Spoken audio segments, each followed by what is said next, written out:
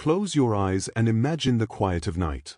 The world grows still, and the steady rhythm of your breathing becomes the only sound you notice. Beyond the silence of your room lies the endless sky, a canvas of stars scattered like ancient stories waiting to be told. Some shine faintly, some burn brightly, but together they weave patterns that humanity has gazed upon for thousands of years.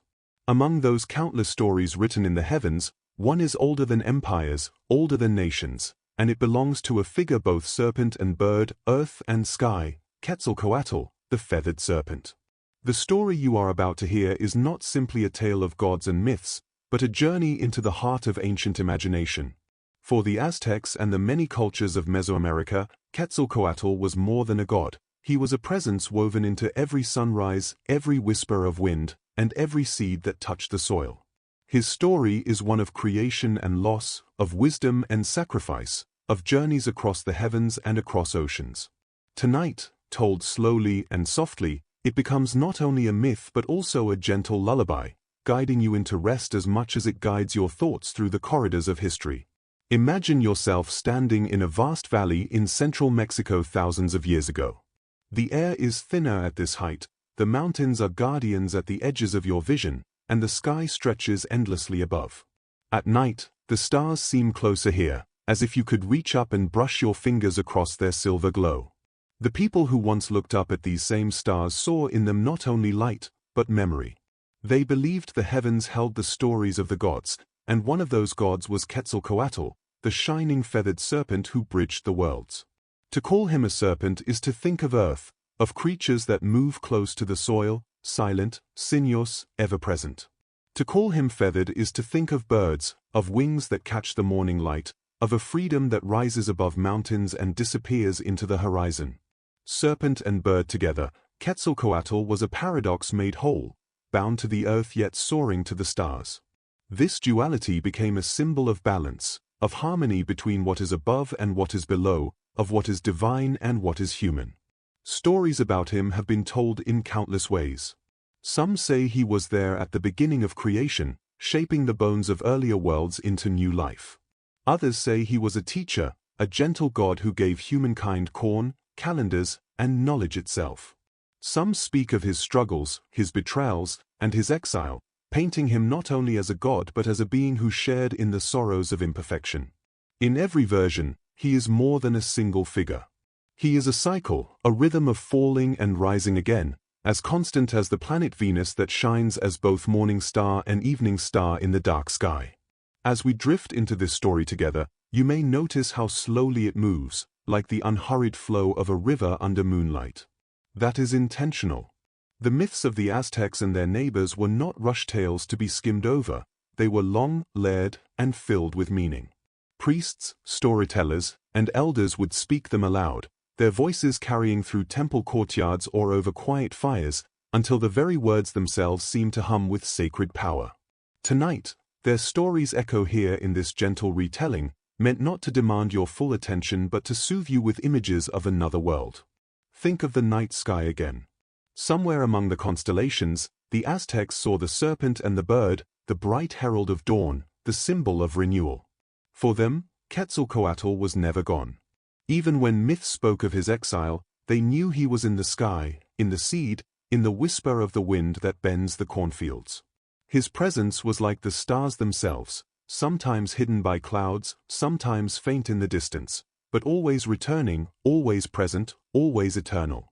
Tonight, as the words guide you deeper into relaxation, the feathered serpent becomes not only an ancient god but also a companion to your rest. His story is not one of violence or fear, but of balance, teaching, and the long cycles of time that turn again and again. Each moment of the tale is like a step down a staircase, leading you closer to the comfort of sleep, where imagination continues its work in dreams. So let us begin not with urgency but with calm. You are safe here, surrounded by the softness of night. The story of Quetzalcoatl unfolds like a feather drifting gently to the earth, like a serpent weaving silently through the grass. It is both delicate and powerful, both ancient and timeless. In its rhythm, you may find peace, and in its imagery, perhaps you may dream of a world where earth and sky, serpent and bird, god and human, are all one. Before we can follow the path of the feathered serpent, it helps to step back, to breathe deeply, and to imagine the world as the Aztecs and the peoples before them once imagined it. Their vision of reality was not limited to stone temples and rivers of earth. Instead, it stretched across the skies, into the depths below, and into the cycles of time itself. In their imagination, the universe was not a fixed place but a living, breathing story that was constantly being told, destroyed, and retold again. Close your eyes and picture that world, not as we see it today, but as it was believed to be in the time of myths. Above everything stretched 13 levels of heaven, each higher and lighter than the last, where gods of air, rain, sun, and stars resided.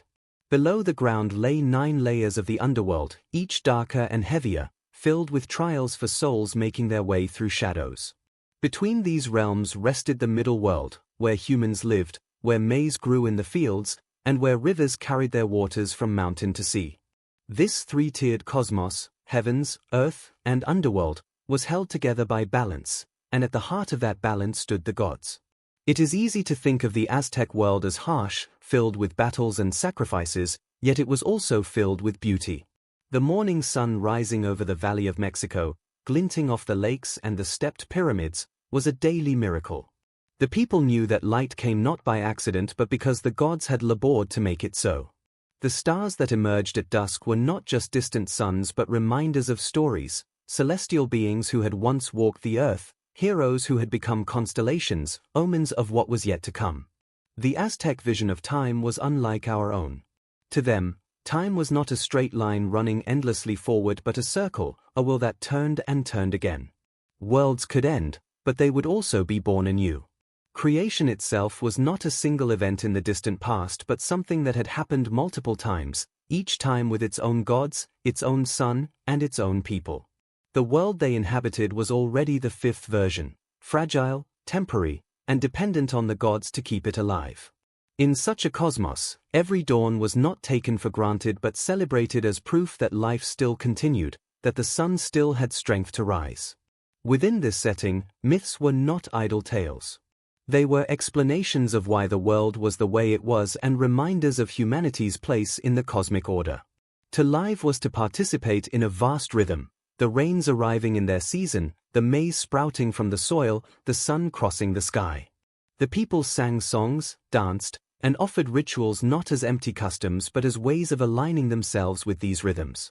Balance was everything, for the world was always at risk of slipping into chaos. Imagine, then, standing in a great plaza in Tenochtitlan, the Aztec capital. The air smells of burning copal incense, its sweet smoke rising like a bridge between earth and heaven. Priests in feathered headdresses chant in deep, measured voices, their words echoing from the walls of temples. Behind them, the mountains are dark shapes against the dusk. Above them, Venus begins to shine, the brightest of all lights in the evening sky. For the people gathered there, that star was no mere point of light. It was Quetzalcoatl himself, the god whose presence was written into the very sky. The landscape of Mesoamerica also played a role in shaping belief. The land was alive with volcanoes that breathed smoke into the heavens, with fertile valleys that yielded maize, beans, and squash, and with rivers that nourished crops but also flooded when the rains grew too strong. Every feature of nature was seen as a doorway to the divine. The mountains were not just stone but the bones of giants, the rivers not just water but the tears of gods. To live close to the earth was to live close to these sacred presences. In such a setting, Quetzalcoatl's role would become clear. He was the one who bridged these realms, sky and earth, God and human, order and chaos. But before his story can unfold, one must understand the stage upon which he acted, a world alive with gods, filled with cycles of creation, and always in need of balance. His presence was not random but essential, woven into the very structure of time and space.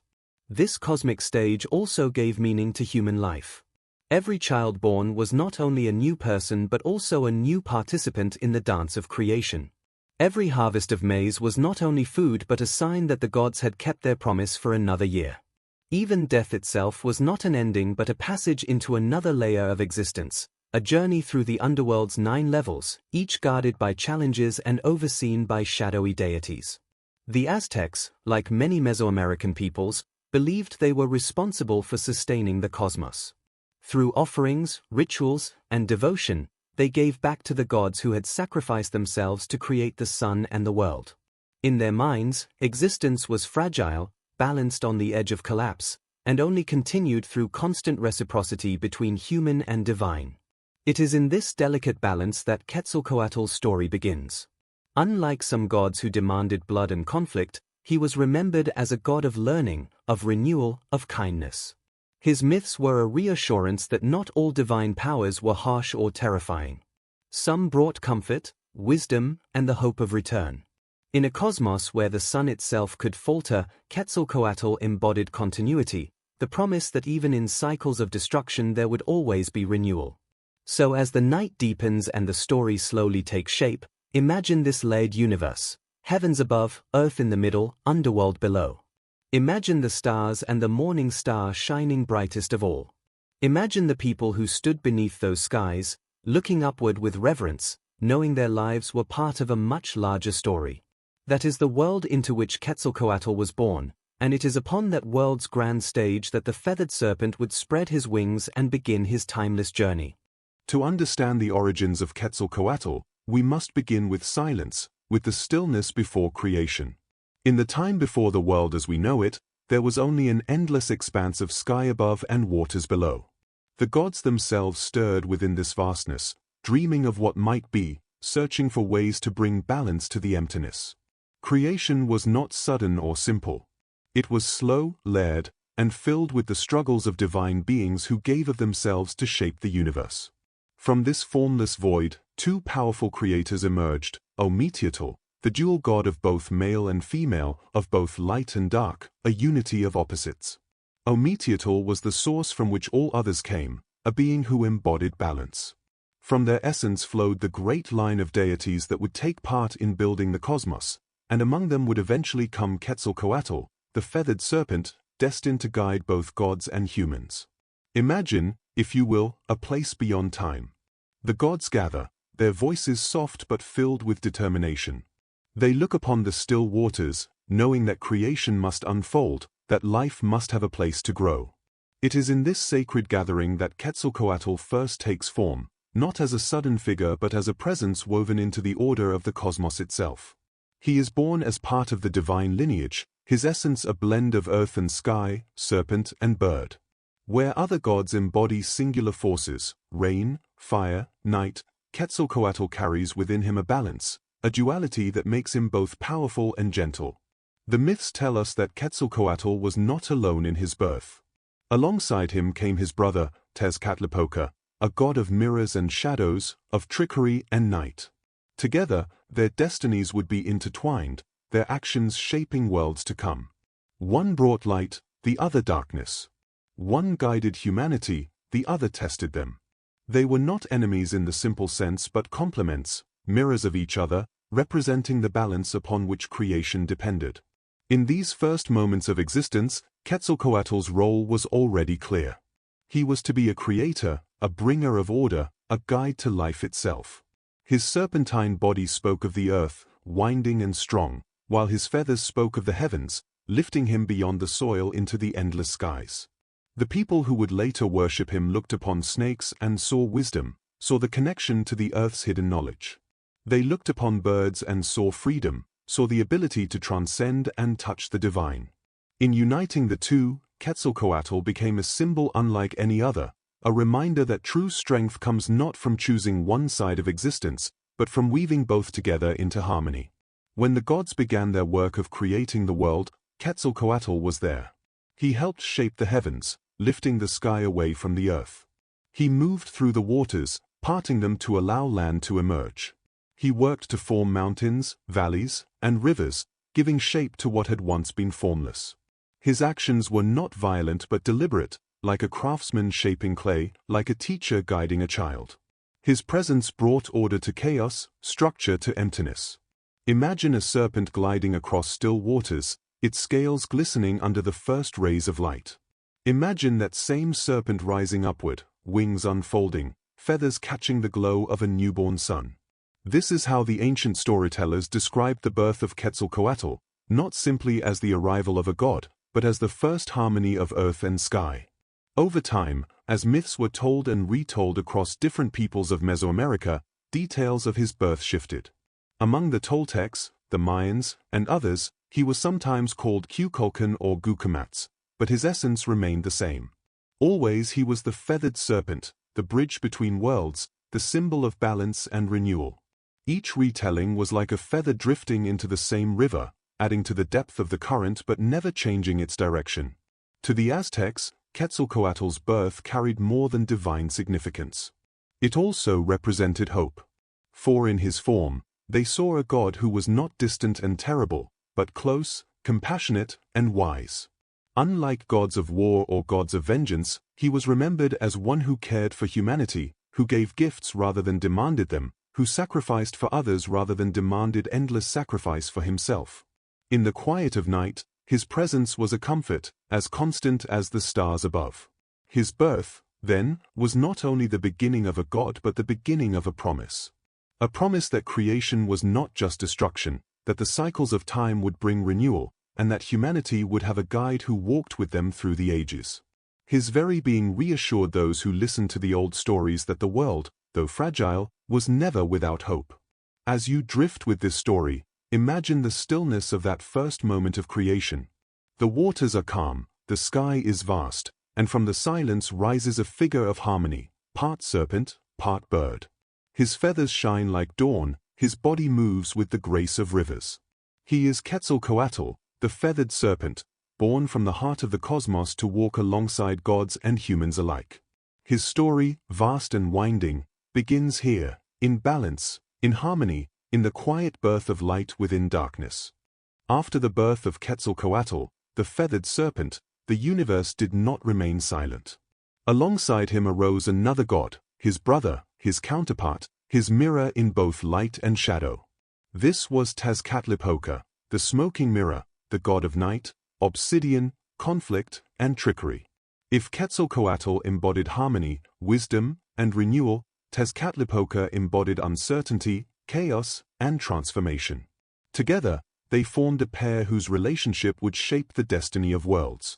To imagine them is to imagine two forces that cannot exist without each other. One is the gentle morning star, rising with the promise of dawn, soft in light, guiding humankind toward knowledge. The other is the shifting darkness, mysterious and unpredictable, reflecting the truth that life is never free from hardship or deception. Both are necessary. Both are eternal. The Aztec storytellers spoke of these divine brothers as if they were two sides of the same coin. Sometimes they worked together, building the world, raising the sky, or shaping mountains and seas. Sometimes they opposed one another, each trying to assert dominance in the great cycles of creation. Their relationship was never simple.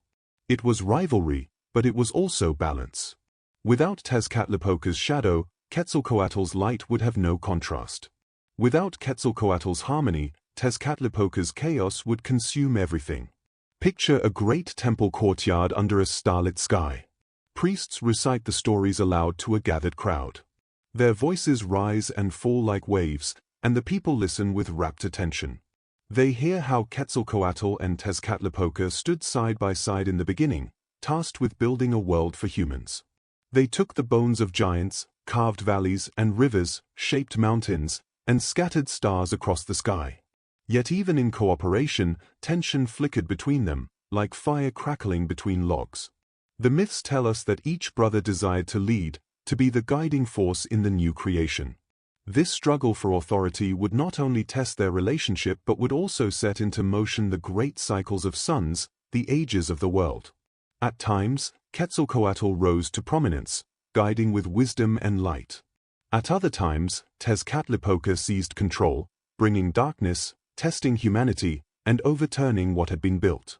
The world was not stable. It was a wheel turning endlessly between order and chaos, between the feathered serpent and the smoking mirror. To the Aztecs, this tension mirrored their own reality. Life was beautiful, filled with fertile crops, music, and festivals, but it was also harsh, marked by droughts, disease, and war. Quetzalcoatl and Tezcatlipoca embodied this duality. They were not purely good or purely evil, for those categories were too simple. Instead, they represented forces that wove together to make existence whole. Light needs shadow. Growth requires struggle. Renewal comes after loss. One story describes how the brothers worked together to raise the sky itself. In the earliest time, heaven and earth lay close together, pressed tightly as if the world had no room to breathe. Quetzalcoatl and Tezcatlipoca transformed into massive serpents, their bodies stretching from horizon to horizon. They seized the earth goddess and pulled, lifting her up, stretching her until the heavens were separated from the land. Through this act, the world gained space, light filled the gap, and life could flourish. Yet even this act of creation left scars. The goddess cried out in pain, and from her body grew mountains, rivers, and valleys. Creation came with both beauty and sorrow, just as it always would when the brothers acted. But rivalry was never far behind. In another tale, Tezcatlipoca claimed the role of the sun, shining as the first to rule the heavens. He burned brightly, but Quetzalcoatl struck him down, and in his fall Tezcatlipoca transformed into a great jaguar. His roars filled the night, and jaguars devoured the humans of that first world.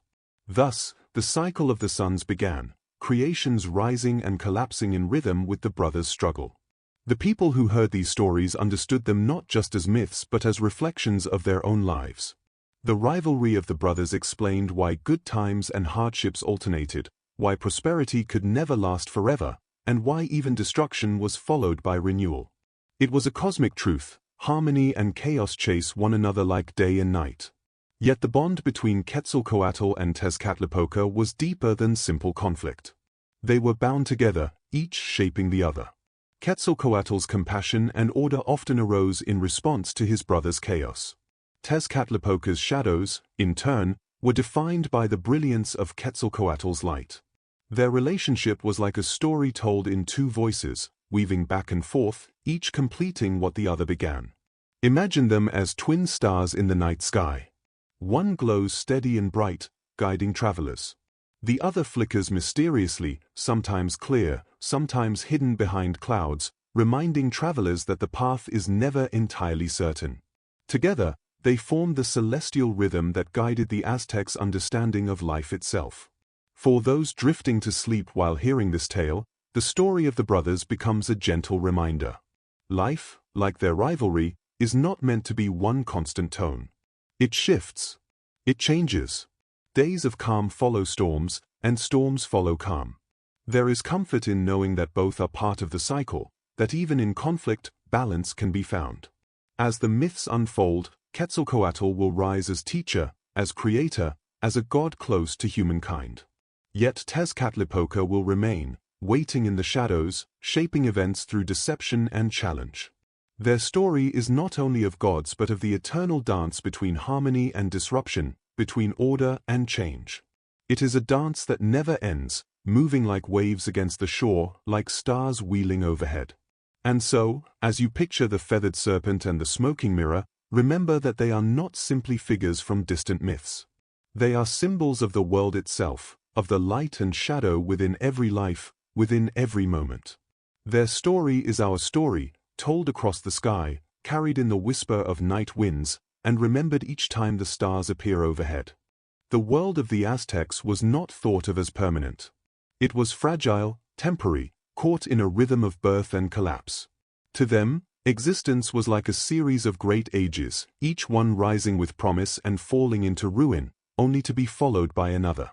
These were called the suns, not only the physical sun in the sky but whole eras of time, entire worlds, each with its own people, its own challenges, and its own end. In these myths, Quetzalcoatl and Tezcatlipoca stood at the heart of creation, shaping and reshaping the worlds as they turned. The story of the first suns is not simply a tale of destruction, but of renewal, of the eternal cycle in which life is always born again, no matter how many times it fades away. Listening to these stories is like watching the tide, waves crash upon the shore, then withdraw, then return, endlessly repeating. The first age began when Tezcatlipoca took the role of the sun. He shone down upon the earth, and under his light giants walked the land. These beings were enormous, larger than any human, feeding on pine nuts, wandering freely beneath the golden rays of the first sky. But their world was not to last. Quetzalcoatl, striving for balance, struck down his brother from the heavens. Tezcatlipoca fell, transforming into a mighty jaguar, and his children, fierce and hungry, consumed the giants of that first age. Thus ended the first sun, swallowed in darkness and teeth. From that collapse rose the second sun. This time, Quetzalcoatl became the shining light in the sky. Under his gentle radiance, a new world unfolded, populated by humans who lived on acorns, gathering them from forests and hills. For a while, this world thrived, but Tezcatlipoca was never far away. With a sweep of his power, he brought great winds that tore through the land. The people were lifted and scattered, blown across the world, transformed into monkeys clinging to trees, shrieking in the forests. And so, the second sun fell, carried away on storm winds. The cycle turned again. A third sun arose, ruled by Tlaloc, the god of rain. Under his dominion, the world bloomed, filled with crops and waters. But Tezcatlipoca, ever the trickster, taunted Tlaloc, mocking his power, and in anger, Tlaloc unleashed fire instead of rain. Flames rained from the sky, scorching the earth, consuming the people until nothing remained but ash. Another world ended, destroyed in fire. Then came the fourth sun. This age belonged to Tezcatlipoca, the goddess of rivers, lakes, and seas. Under her watch, humans lived and thrived, nourished by waters that flowed across the land. But even this age would not endure. Some say Tezcatlipoca accused the goddess of false kindness, claiming she did not truly love humanity but only sought their worship. Saddened and angered, Tezcatlipoca wept, and her tears became a great flood that drowned the world. People were transformed into fish, and the earth returned once more to silence. Each age had ended in destruction, by jaguars, by winds, by fire, by flood. And yet, after each ending, there was renewal. The cycle turned again, and the gods prepared for the fifth sun, the age in which the Aztecs themselves lived. To them, this was not only a story of the distant past, but also a reminder that their world, too, was fragile. Their sun could falter, their age could end, unless the gods were sustained and honored. The story of the suns was not told in anger or despair but in reverence. It was not meant to frighten but to explain the cycles of nature, why crops failed, why storms came, why life seemed filled with both bounty and loss. To the Aztecs, these endings were not permanent. They were simply transformations, just as night transforms into day and seasons follow one another. Even destruction was part of the balance, for without endings, there could be no beginnings. Imagine sitting beside a fire in an ancient city, listening to these stories whispered in the glow of the flames. The night is cool, the stars above seem endless, and the voice of the storyteller moves slowly, like water flowing over stones. You hear of giants walking the earth, of monkeys shrieking in treetops, of fire raining from the sky, of floods swallowing the land. Each vision drifts through your imagination like a dream, vivid yet distant, reminding you that life is always changing, always moving. For Quetzalcoatl, these cycles were not defeats but responsibilities. Again and again, he stepped forward to bring balance, to create anew, to ensure that humanity had another chance. His presence was like the dawn star, returning after darkness, promising renewal. Even when the world ended, his light remained, waiting to shine again. The Aztecs lived in what they believed was the fifth sun, the current age, sustained by the sacrifices of gods and humans alike. Every dawn was a gift, every sunset a reminder of fragility. They believed their rituals, their offerings, their devotion helped to keep the sun moving across the sky. Without these, even the fifth sun could falter, plunging the world into darkness once more. The myth of the first suns is, in truth, a lullaby about impermanence. It teaches that nothing lasts forever, not hardship, not joy, not even worlds. But it also teaches that endings are not to be feared, for they are always followed by renewal. For those lying in the stillness of night, listening to this tale, the message is gentle. Whatever shadows may come, light will always return. The feathered serpent will rise again, guiding life through each new cycle, eternal as the stars above. In the myths of the Aztecs, there is a moment when Quetzalcoatl takes on one of his most important roles, the bringer of life itself. The suns had risen and fallen, the worlds had been born and destroyed, but for the fifth sun to endure, humanity needed to return. Without people, the age would remain empty, silent, without meaning. And so, Quetzalcoatl undertook a journey unlike any other, one that carried him deep into the shadows of death, to the very heart of Mictlan, the land of the dead. Mictlan was not a place of fire and torment as later imaginations might picture, but a vast and somber underworld ruled by Tezcatlipoca and his consort Tezcatlipoca. It was a place of silence, of bone, of stillness. Here, the remains of those who had lived before were kept, the bones of past humans stored like seeds waiting for a new planting. Quetzalcoatl knew that from these bones, life could be shaped again.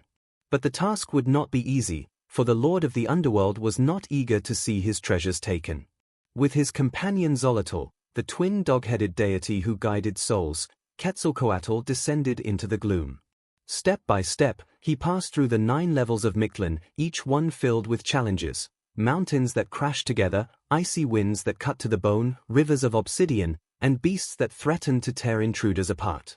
But Quetzalcoatl pressed on, his resolve steady. He was not only a god of wind and wisdom, but a god of persistence, one who carried light into the darkest places.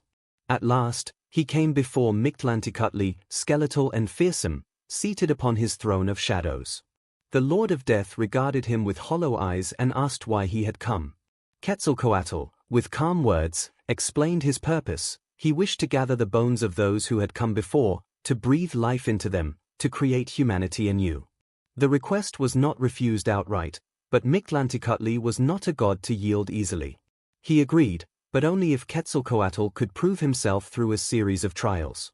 In some tellings, Quetzalcoatl was given a shell with no holes and told to sound it like a trumpet.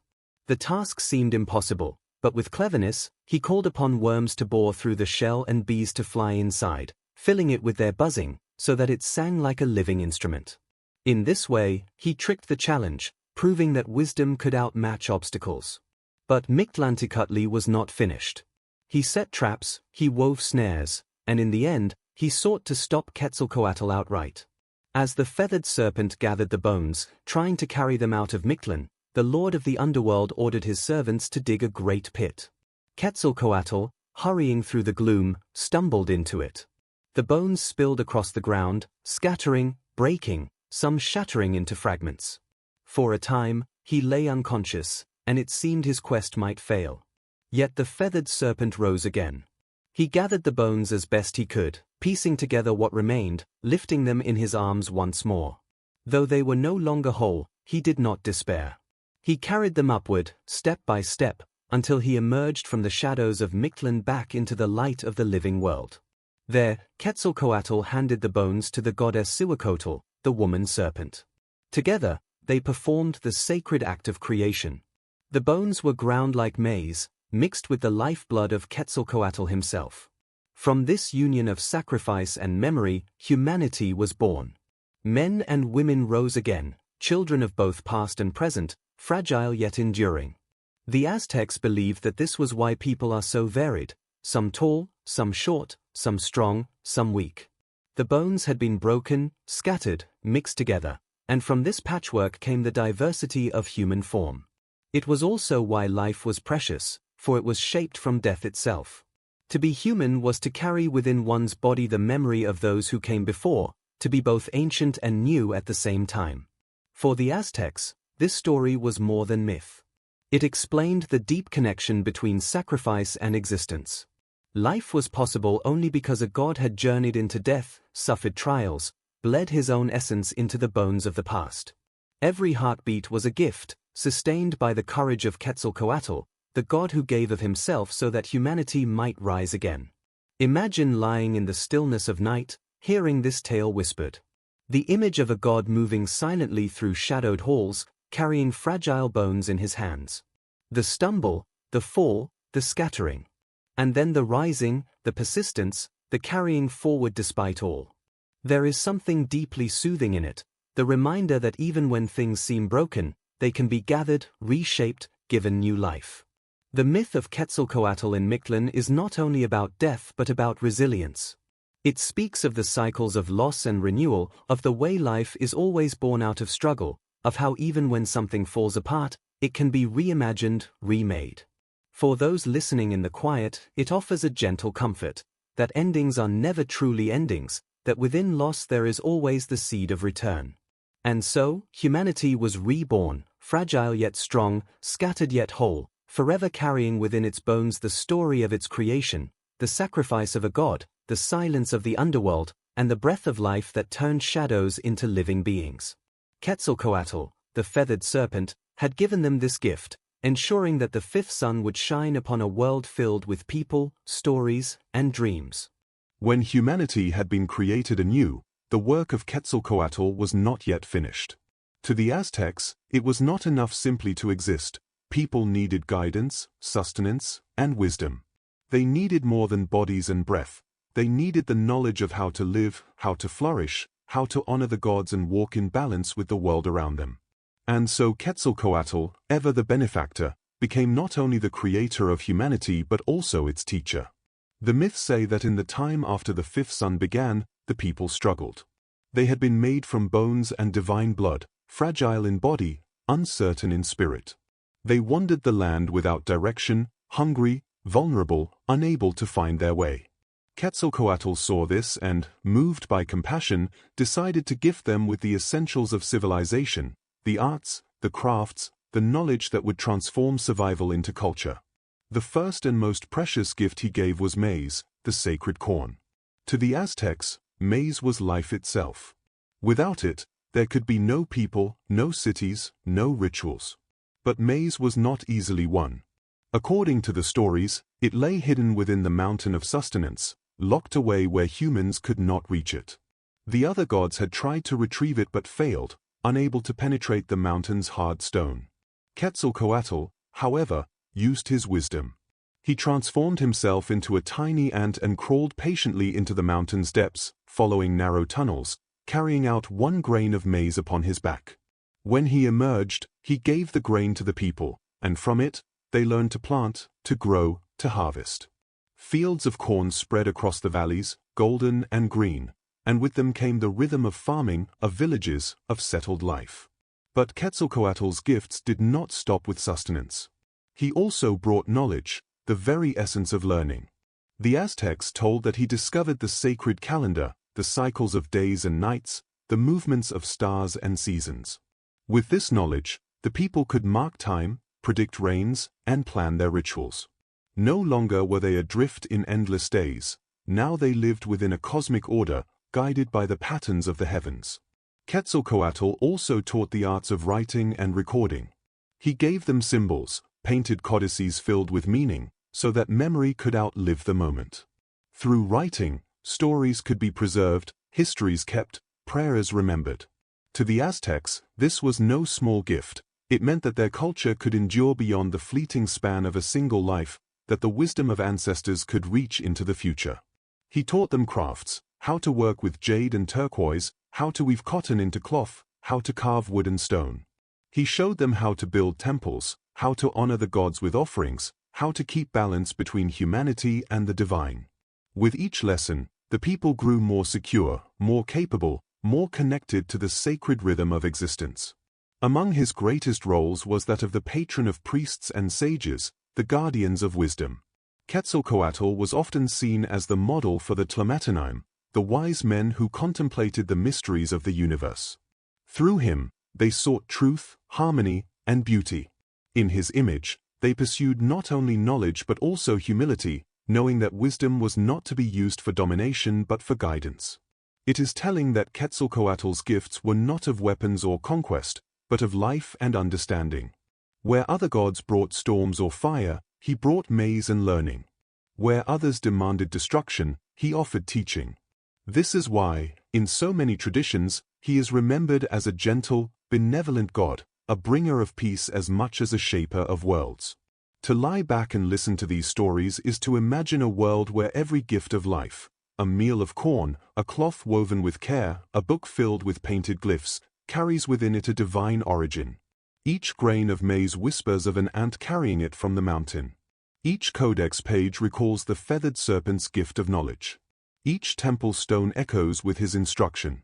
Life itself becomes a prayer, each act of human creativity a reflection of the God who first taught it.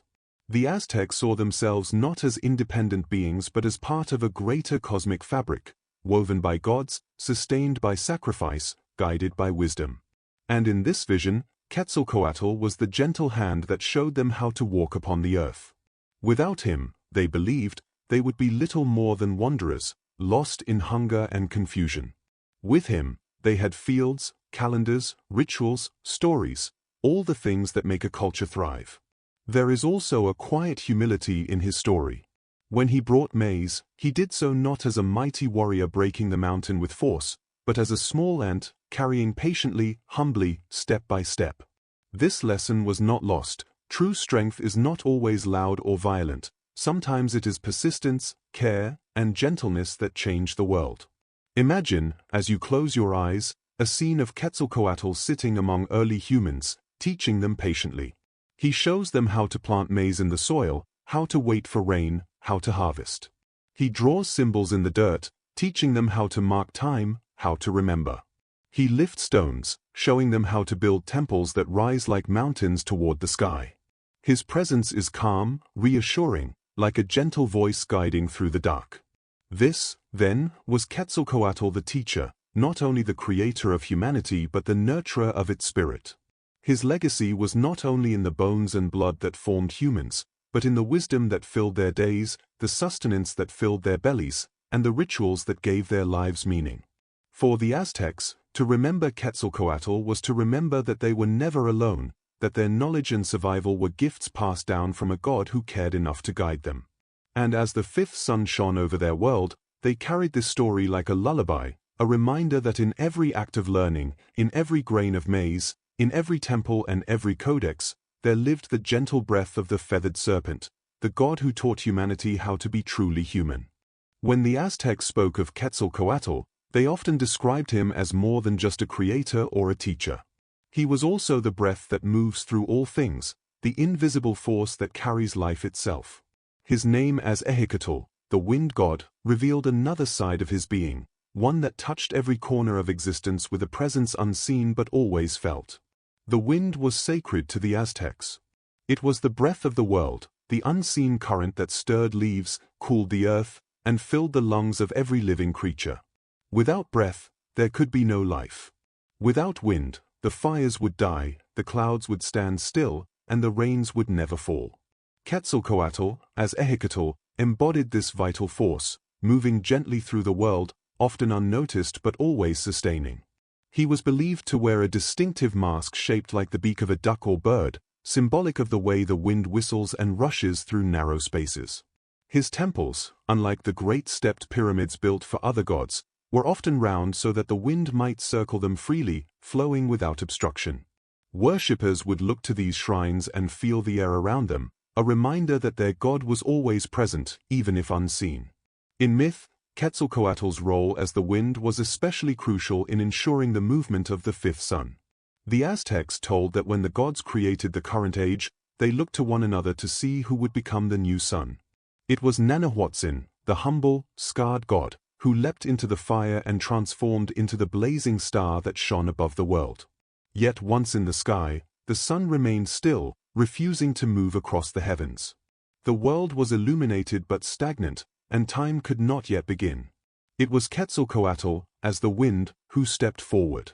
With his breath, with his invisible hands, he pushed the sun into motion, guiding it along its daily path across the sky. Without the wind, the sun would have burned in one place, unmoving, and life would have withered under its endless gaze. Because of Quetzalcoatl, the day unfolded, time flowed, and the rhythm of dawn and dusk was established. This myth reveals something deeply soothing about his nature. The sun, great and powerful, needed the gentle push of the wind to move. Even the brightest star required the quiet guidance of an unseen breath. It is a reminder that strength does not always come from force or fire, but from subtlety, patience, and constancy. The wind, though invisible, shapes everything it touches. As the god of wind, Quetzalcoatl was also linked to rain and fertility. The Aztecs believed that the wind carried clouds across the sky, guiding them to the mountains where Tlaloc, the rain god, released his waters. Without the wind, rains would not come, crops would wither, and hunger would spread. Quetzalcoatl, in this way, was the companion of life, ensuring that sustenance reached the earth. His breath carried not only air but hope, renewal, and the promise of green fields. He was also the wind of human breath. Every inhalation was a gift, every exhalation a reminder of his presence.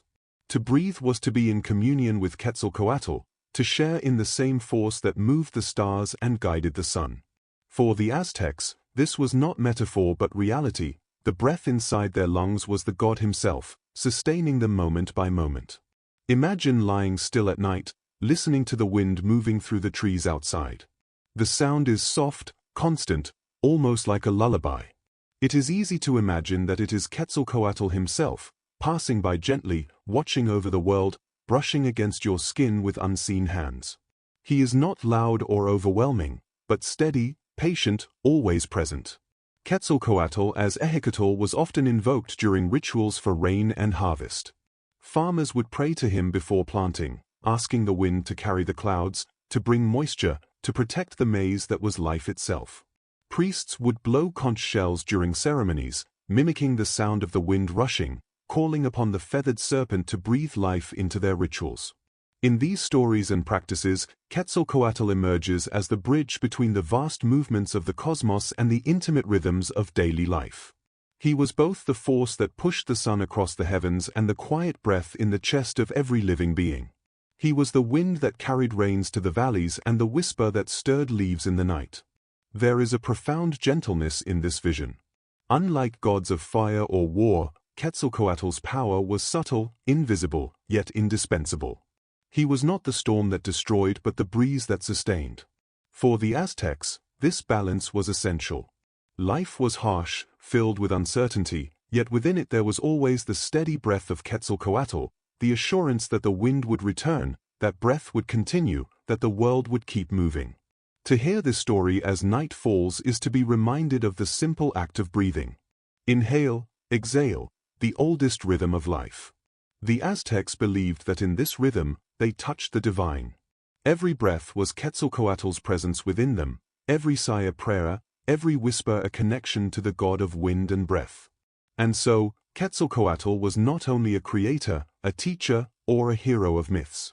He was also the quiet companion of every human life, as close as the air itself. For the Aztecs, this meant that they were never alone.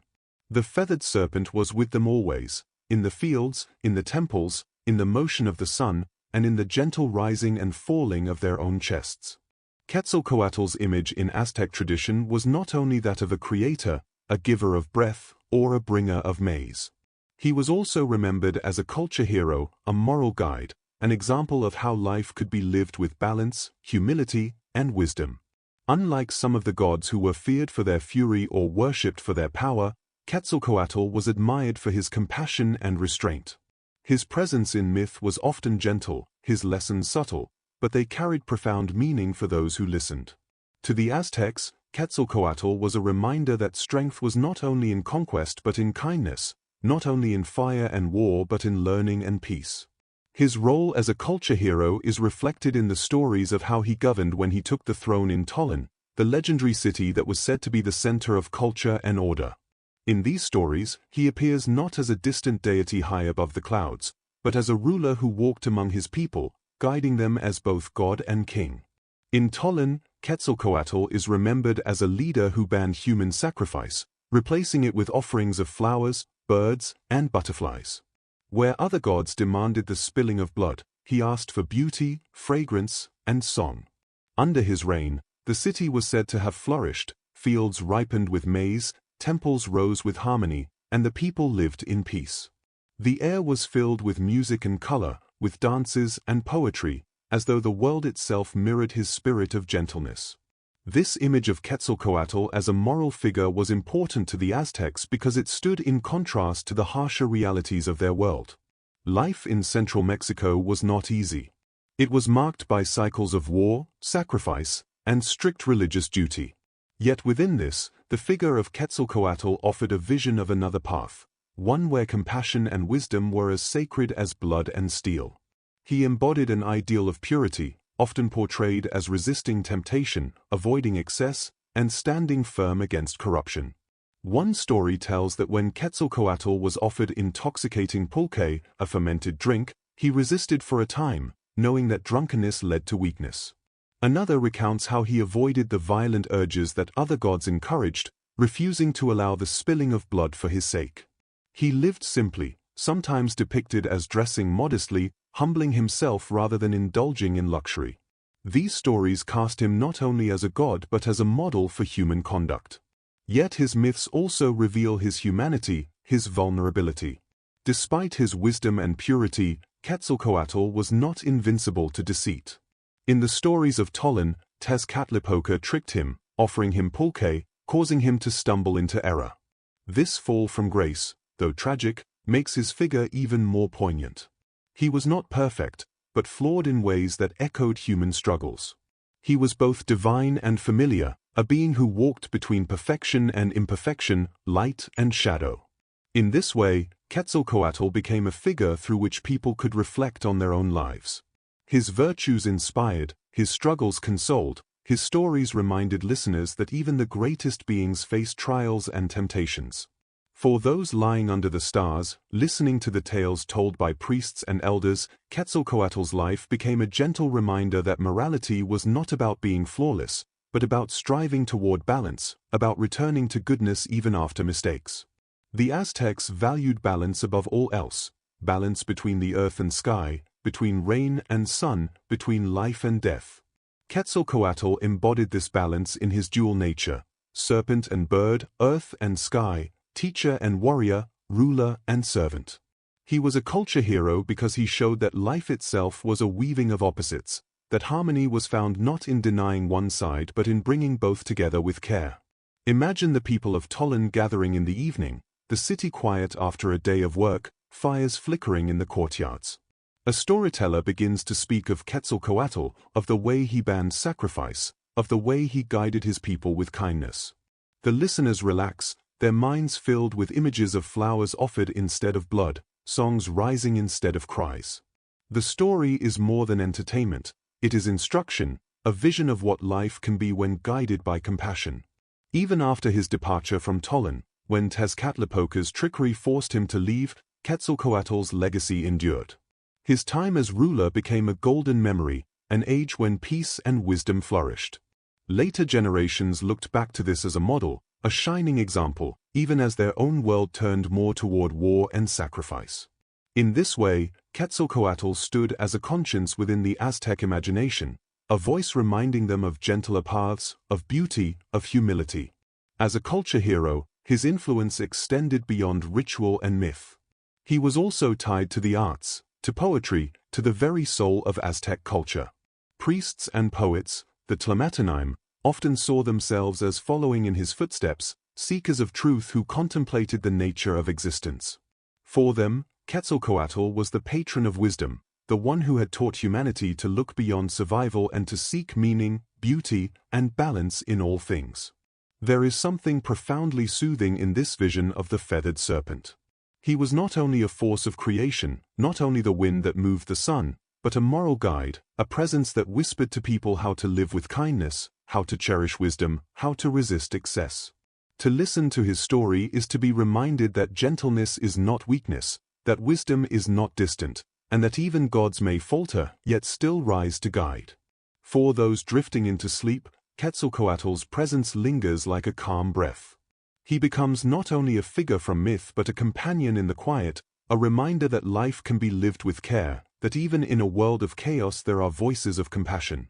In him, the Aztecs saw the best of themselves, the possibility of a life guided by balance, by humility, by the quiet strength of wisdom. And so, Quetzalcoatl the culture hero remains not just in the ancient stories of Tolan but in the soft rhythm of bedtime tales, carrying his lessons across time. His legacy whispers like wind through the trees, live gently, live wisely, live in balance. The stories of Quetzalcoatl cannot be told without speaking of his eternal rival, Tezcatlipoca, the smoking mirror. Where Quetzalcoatl was gentle, measured, and a bringer of light, Tezcatlipoca was shadow, unpredictability, and cunning. Together they formed a contrast that fascinated the Aztecs, for in their rivalry lay a reflection of the dual forces that shaped life itself: order and chaos, compassion and cruelty, wisdom and deception. Tezcatlipoca's very name carried a sense of unease. The smoking mirror was both an object and a symbol, often represented as a polished obsidian disc that revealed hidden truths but also distorted them.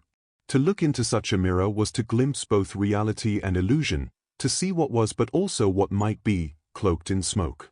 He embodied the darker mysteries of existence, fate, trickery, and the destructive cycles that balanced creation.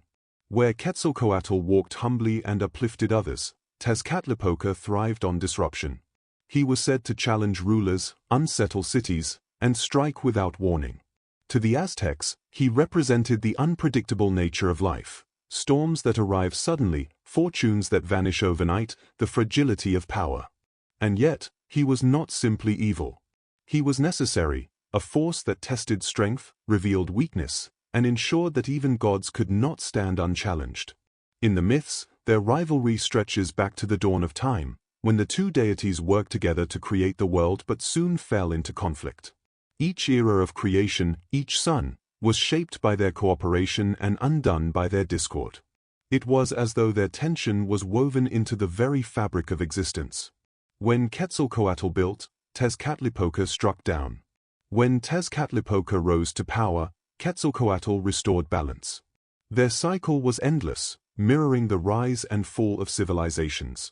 One of the most vivid stories of their conflict takes place in the legendary city of Tollan. Under Quetzalcoatl's reign, Tollan was flourishing. Sacrifice was minimal, flowers and music filled the air, and the people lived in peace. But such harmony could not last untested. Tezcatlipoca, seeing the prosperity of his rival, grew restless. With cunning plans, he sought to break the feathered serpent's purity and tarnish his golden age. The myths describe how Tezcatlipoca appeared in many forms, sometimes as a wandering sorcerer, sometimes as a cunning advisor, and sometimes as a trickster. His goal was always the same: to tempt Quetzalcoatl into a fall. Some versions say he brought gifts, others that he disguised himself to gain the god's trust.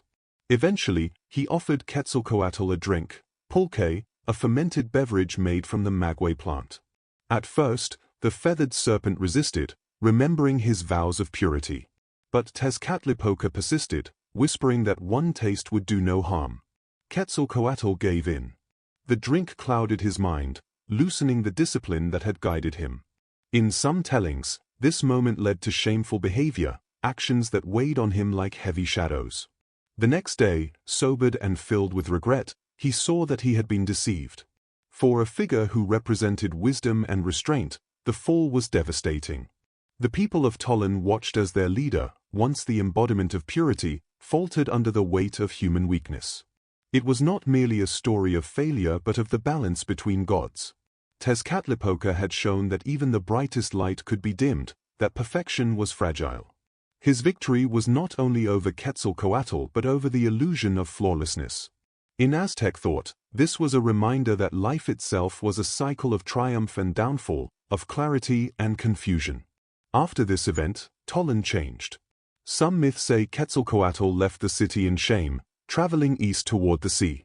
Others say Tezcatlipoca's influence spread, ushering in a new era of sacrifice and decline.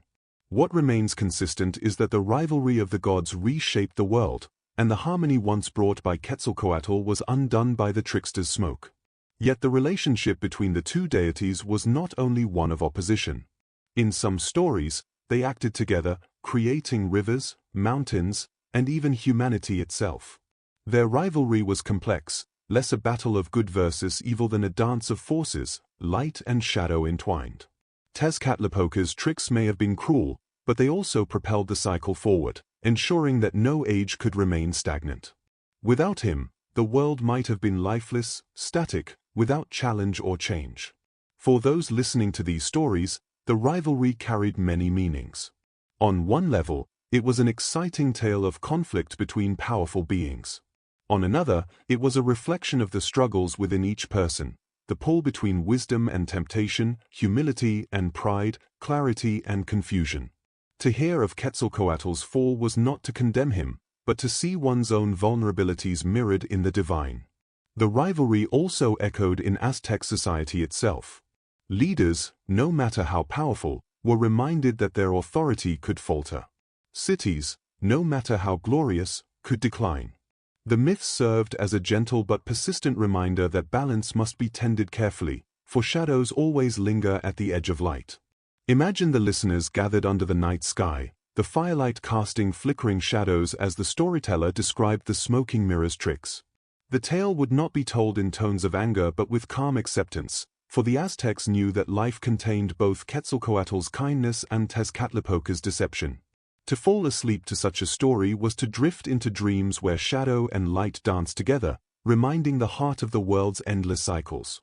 And so, Quetzalcoatl and Tezcatlipoca's rivalry endures in memory, not as a simple struggle of hero and villain, but as a profound symbol of the forces that shape all existence. One builds, the other destroys. One uplifts, the other deceives. Yet together they keep the wheel of creation turning, ensuring that the story never ends. The fall of Tollen marked a turning point not only in the life of Quetzalcoatl but in the myths that surrounded him. For the Feathered Serpent, the shame of his deception weighed heavily. He had ruled with gentleness, guided with wisdom, and brought prosperity to his people, but the trickery of Tezcatlipoca had pulled him into weakness. His vision blurred by regret, he no longer felt worthy to remain among those he had once uplifted. And so, the stories tell us, Quetzalcoatl left Tollen, beginning a long and sorrowful journey toward the east. This exile is one of the most haunting episodes in his mythology. Where earlier tales speak of creation and triumph, here the tone becomes quieter, more somber. Quetzalcoatl does not leave in anger or violence but with quiet resignation, as though acknowledging that his time in Tollen has ended. Some versions describe him walking on foot, his once radiant presence subdued, his body wrapped in a cloak of feathers. Others say he fashioned a raft from serpents, slipping away upon it toward distant horizons. The imagery is rich, and no matter the version, it carries the same feeling, the retreat of light, the fading of a golden age. The eastward direction is significant. To the Aztecs, the east was the place of the rising sun, the direction of beginnings. For Quetzalcoatl to travel there was not simply to leave behind the city he loved but to move toward renewal, even if that renewal was shrouded in mystery. The people who remained in Tollen, watching him disappear, must have felt a mix of sorrow and hope, sorrow for the loss of their gentle ruler, hope that perhaps he would one day return with the light of dawn. The journey itself is filled with symbolic moments. Some stories describe Quetzalcoatl stopping at rivers, where he built fires and burned his belongings, as if shedding the weight of his past. He cast away the treasures and emblems of his rule, leaving behind the outward signs of power. This act of relinquishment transformed him, not through violence but through humility. To those who told and retold these stories, it was a reminder that even gods must sometimes let go, that wisdom often lies in surrender rather than grasping. There are also accounts that say he burned himself upon a pyre, and from the ashes rose birds, quetzals, with feathers shimmering in green and gold. This version paints his departure not as an end but as a metamorphosis. He became one with the wind, one with the sky, his spirit rising as a morning star. For the people, this was not a tale of despair but of transcendence. Even in exile, Quetzalcoatl's essence endured, luminous and eternal. Other versions soften this transformation, saying instead that he simply vanished over the sea, promising one day to return. He journeyed beyond the horizon, into realms unknown, his fate left open like a door unclosed. This image lingered in the imagination of the Aztecs, a quiet anticipation that one day the feathered serpent might step back into their world, bringing with him the peace and wisdom that once defined Tollen. The departure of Quetzalcoatl also carried political weight in the memory of the Aztecs. Rulers would sometimes invoke his story, claiming to inherit his legacy or to fulfill his promised return. In this way, his exile was not only a myth but a living force, shaping beliefs and decisions for centuries. It created a space of longing, a sense that the age of Quetzalcoatl had ended but could, in some distant future, rise again. For those listening to these tales in the quiet of night, the exile of Quetzalcoatl must have stirred deep emotions. The image of a god leaving in humility, walking away from glory, resonated with human experiences of loss, change, and the passing of seasons. Life itself was full of departures, loved ones leaving, fields lying fallow, days fading into night. To hear of Quetzalcoatl's journey eastward was to find comfort in the thought that such endings were not final, that beyond loss there might be renewal. The myths often describe his path as marked by quiet landscapes, rivers glistening under the moon, forests alive with whispering wind, mountains echoing with silence. The feathered serpent, once surrounded by music and flowers, now moved in solitude. Yet the earth itself seemed to honor him, animals paused in his presence, trees swayed gently as though bowing farewell, and the stars overhead reflected his sorrow. In the slow rhythm of his steps, the world felt both heavier and more sacred. To imagine this journey is to imagine not just the loss of a ruler but the transition of an age. Tolan would never again be the same, for its golden age had passed. Yet in the leaving, there was also a gift, the reminder that all things move in cycles. The light that fades at dusk does not vanish forever, it returns with dawn. So too did the story of Quetzalcoatl leave open the possibility of return, the promise of rebirth. As listeners drifted toward sleep, the tale of Quetzalcoatl's exile offered both melancholy and comfort. The melancholy of watching a beloved figure walk away, and the comfort of knowing that even in departure, his essence remained. He had become part of the wind, part of the morning star, part of the eternal rhythm that guided the world. His absence was not emptiness but presence in another form, a softer, more distant, but ever-enduring presence. Thus, the story of Quetzalcoatl's exile lingers in the imagination, not as a tragedy alone but as a gentle reminder that endings are gateways, that departures lead to returns, and that even gods walk paths of humility and transformation. His steps toward the east were not only the retreat of a fallen ruler but the beginning of a myth that would live in the hearts of the people, a myth of departure, renewal, and eternal hope. The departure of Quetzalcoatl from Tolan was not the end of his story. In truth, his absence only deepened his presence in the imagination of the people. When a figure leaves quietly, promising to return, their absence becomes a space filled with longing, hope, and prophecy. And so it was with Quetzalcoatl, the feathered serpent, who drifted eastward beyond the horizon, leaving behind not only sorrow but also a promise that one day he would return. This prophecy became one of the most enduring elements of his myth. It was said that Quetzalcoatl, transformed into the morning star, would come back at a destined time to reclaim his place among his people.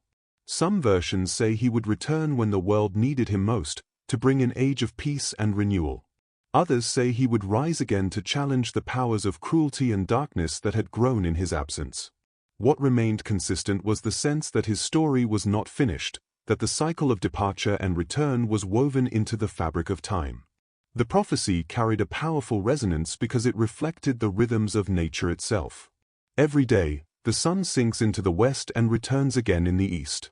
The moon fades and then brightens. The seasons shift, fields wither and bloom.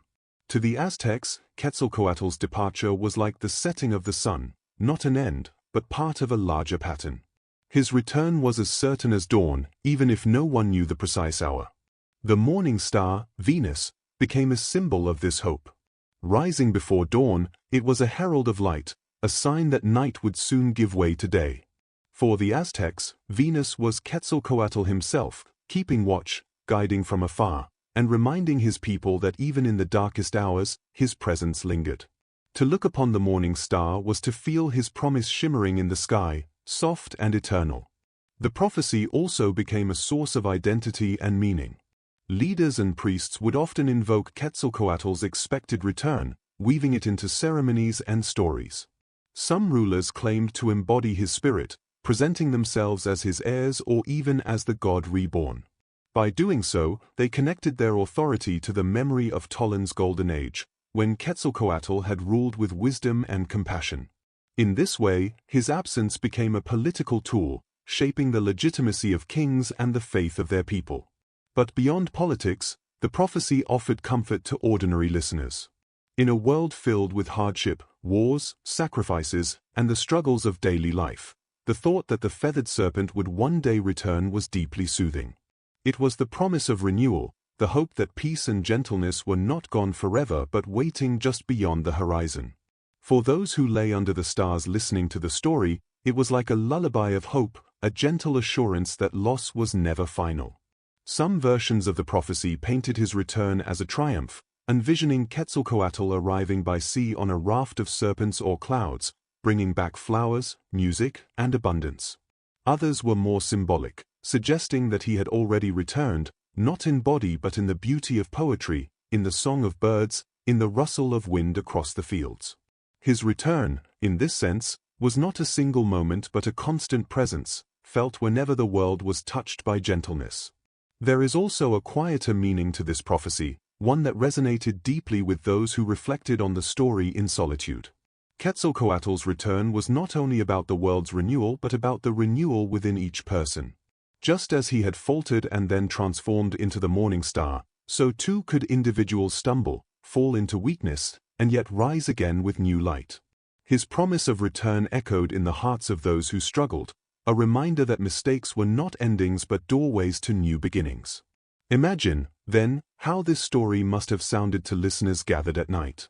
The storyteller's voice would soften as they described the god's quiet departure, and then, with a tone of warmth, they would speak of his promise to come back. The firelight would flicker, shadows moving gently on the walls, as the people leaned closer, letting the vision of return sink into their dreams. To fall asleep with such a story was to drift into a world where absence was filled with hope, and endings curved gently into beginnings. Over time, the prophecy became so deeply rooted that it shaped not only myth but also history. Centuries after the myths first took form, when new figures appeared on the horizon, strangers arriving from the east, clad in iron and bearing unfamiliar weapons, the old prophecy stirred in the hearts of the Aztecs. Could this be the return of the feathered serpent? The idea lingered, a thread connecting ancient myth with unfolding events, though history would prove far harsher than the soothing rhythm of legend. Yet even beyond historical echoes, the prophecy remains timeless. It is not bound to a single age or place, but carries the universal message that return follows departure, that light follows darkness, and that renewal is always possible. In this way, Quetzalcoatl's promise lives on, not only in ancient temples or in the pages of codices, but in the quiet reflections of anyone who has ever hoped for a new dawn after night. The prophecy of Quetzalcoatl's return is less about the moment itself than about the feeling it inspires. It is the gentle hope that what is lost can be restored, that gentleness can return to a harsh world, that wisdom can reawaken even after error. It is the calm reminder that life, like the path of the stars, moves in cycles, and that within those cycles, no ending is truly final. As you rest, imagine the morning star shimmering faintly before dawn, quiet yet constant, carrying the promise of Quetzalcoatl's return. Let it remind you that the rhythms of the universe are gentle and unbroken, and that even in silence, even in absence, the feathered serpent's presence endures, waiting softly at the edge of the horizon.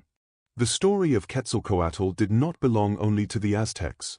Long before they rose to power, his image, his presence, and his wisdom had already traveled through the valleys, mountains, and jungles of Mesoamerica. His name shifted from place to place, his form changed in detail, yet his essence, the feathered serpent, the bringer of knowledge, the balance of earth and sky, remained constant. To follow the trail of Quetzalcoatl is to wander through centuries of belief, across cities long buried and cultures that rose and fell like waves. One of the earliest echoes of the feathered serpent appears in the ruins of Teotihuacan, the great city whose pyramids still rise proudly toward the sky. There, carved into stone, are images of serpents adorned with feathers, their bodies twisting across temple walls, their faces fierce yet graceful.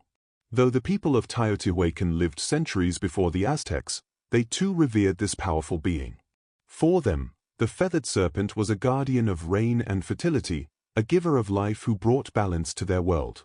The pyramid of the feathered serpent still stands as a silent witness, its stones whispering of ceremonies, chants, and offerings that once honored him. As centuries passed, the Toltecs, who built the fabled city of Tollan, carried his worship forward. Here, the myths began to intertwine with stories of Quetzalcoatl as a ruler, a king who embodied divine wisdom. The Toltecs remembered him not only as a god but also as a culture hero, a leader who taught them crafts, poetry, and the peaceful ways of life. It was in Tollan that many of the stories of his ban on human sacrifice, his humility, and his downfall at the hands of Tezcatlipoca became deeply rooted. For the Toltecs, Quetzalcoatl was both divine and human, both serpent and man, and his legacy shaped their sense of what it meant to live wisely. When the Aztecs arrived much later, they inherited this rich tapestry of myths. They reshaped them, adding new details, new meanings, but at the heart of their stories lay the same figure the Toltecs had honored. By absorbing Quetzalcoatl into their pantheon, the Aztecs linked themselves to a deeper history, claiming not only the god but also the cultural authority that came with him. In their temples and codices, the feathered serpent appeared once more, adorned with plumes, standing as a bridge between past and present. Yet Quetzalcoatl's influence did not end with the Toltecs or the Aztecs. Other Mesoamerican cultures, too, held their own versions of him, known by different names, adapted to their own landscapes and beliefs. Among the Maya, he appeared as Quetzalcoatl, the feathered serpent deity who embodied many of the same qualities: creation, knowledge, and the link between earth and sky. At Chichen Itza, the great pyramid known as El Castillo was built in his honor. There, on the days of the equinox, the play of sunlight creates the illusion of a serpent descending the staircase, a breathtaking reminder of the god's enduring presence. In the highlands and lowlands, across river valleys and coastal plains, the feathered serpent appeared again and again, his story bending to the needs of each culture but never disappearing. He was rainbringer in one place, patron of wind in another, culture hero in yet another. This adaptability made him a unifying figure, a thread weaving together the spiritual fabric of Mesoamerica. The wide reach of his influence also speaks to something deeper, a human fascination with beings who unite opposites. A serpent, creature of the earth, combined with feathers, symbols of the sky, became an emblem of harmony, a reminder that life is a meeting of contrasts. Earth and sky, man and God, creation and destruction, all found balance in the image of Quetzalcoatl. Wherever people looked, they could find themselves reflected in his form, and so his worship endured, reshaped but unbroken. The Aztecs, perhaps more than any other culture, carried this inheritance most vividly. They looked back at the Toltecs with admiration, calling them the masters of wisdom and art. By honoring Quetzalcoatl, they linked themselves to that golden past, giving weight and legitimacy to their own empire. His stories became part of their spiritual memory, repeated in ceremonies, carved into codices, and whispered in the calm of night. Even as they embraced gods of war and sacrifice, they held onto the gentle, wise figure of the feathered serpent, balancing severity with compassion. The endurance of Quetzalcoatl's image across cultures also reveals something about the way stories travel. Myths do not stay still, they move with traders, warriors, and pilgrims. They shift with each telling, picking up new details, shedding old ones, and adapting to new listeners. In this way, Quetzalcoatl's myth was like the wind he himself embodied, invisible, powerful, moving freely from city to city, from century to century, shaping each culture it touched. For those listening to these stories, the knowledge that their ancestors and neighbors also honored the feathered serpent created a sense of connection. Even as kingdoms rose and fell, even as wars raged and borders shifted, the presence of Quetzalcoatl remained, like a shared breath across the land. To speak his name was to speak not only of their own people but of a larger Mesoamerican world, bound together by myth and memory. And so, as the Aztecs drifted to sleep with the stories of Quetzalcoatl in their ears, they were also dreaming the same dreams that the Toltecs, the Maya, and the people of Teotihuacan had dreamed before them. They were part of a lineage of belief, stretching back through time like a river flowing into the present. The feathered serpent was not just a god of one people, but a timeless presence that whispered through many voices, a figure who seemed to belong to all. To reflect on his spread across Mesoamerica is to see how deeply the human spirit clings to images of balance, wisdom, and renewal. His myth was not bound by walls or boundaries but flowed like the wind, carrying with it the hope of harmony. Even now, the ruins of pyramids and temples still hold his image, silent yet enduring, as though waiting for us to listen again to the voice of the feathered serpent. Among the many roles that Quetzalcoatl played in the spiritual world of the Aztecs, None was more profound than his place as the god of wind, wisdom, and patron of priests. These were not small domains but forces that touched every aspect of daily life, from the shifting breath of the air itself to the deep mysteries of learning, ritual, and divine connection. To speak of Quetzalcoatl in this light is to understand him not as a distant, fearsome deity, but as a companion spirit, a guide, and a presence that moved gently yet powerfully through the world. The wind was his first gift, a force so subtle and invisible yet essential to life itself. The Aztecs called him Tezcatlipoca, the aspect of Quetzalcoatl that governed the air. It was the wind that pushed away the darkness of night, bringing the light of dawn. It was the wind that carried rain clouds across the sky, feeding the fields and giving grain to the people. Without the wind, the balance of the world would falter. And so, when the morning breeze stirred the leaves of trees or rippled across the surface of the lakes, the Aztecs felt the presence of Quetzalcoatl moving among them. In the temples, the priests built circular shrines dedicated to the wind god. Unlike the square pyramids of other deities, these temples were round, designed so that the wind could flow freely without obstruction. Here, offerings were placed, and prayers were whispered to invite his breath, for it was believed that Quetzalcoatl's wind carried prayers upward into the heavens. Every gust that touched the skin was a reminder that he was near, weaving his unseen path across the earth. But Quetzalcoatl was not only the god of air. He was also the embodiment of wisdom, the spark of thought, memory, and understanding. The Aztecs believed that all arts, all sciences, and all forms of knowledge flowed from him. He taught humankind to measure time, to read the stars, to cultivate the earth, and to craft poetry. In a world where knowledge was power, Quetzalcoatl was the source from which wisdom streamed, like rivers flowing down from a sacred mountain. To learn was to walk in his shadow, to teach was to serve his will. The priests who tended to rituals, calendars, and sacred songs revered Quetzalcoatl above all others. They saw him as their patron, the guardian of their wisdom and the source of their authority. In the calm silence of the temples, when they opened their sacred books painted with symbols and colors, it was believed that Quetzalcoatl's spirit guided their hands and minds. He was the keeper of sacred memory, ensuring that rituals were performed correctly, that time was counted with precision, and that the great cycles of the cosmos remained in harmony. For the Aztecs, wisdom was not merely practical knowledge but a sacred path. To understand the mysteries of life was to draw closer to the divine.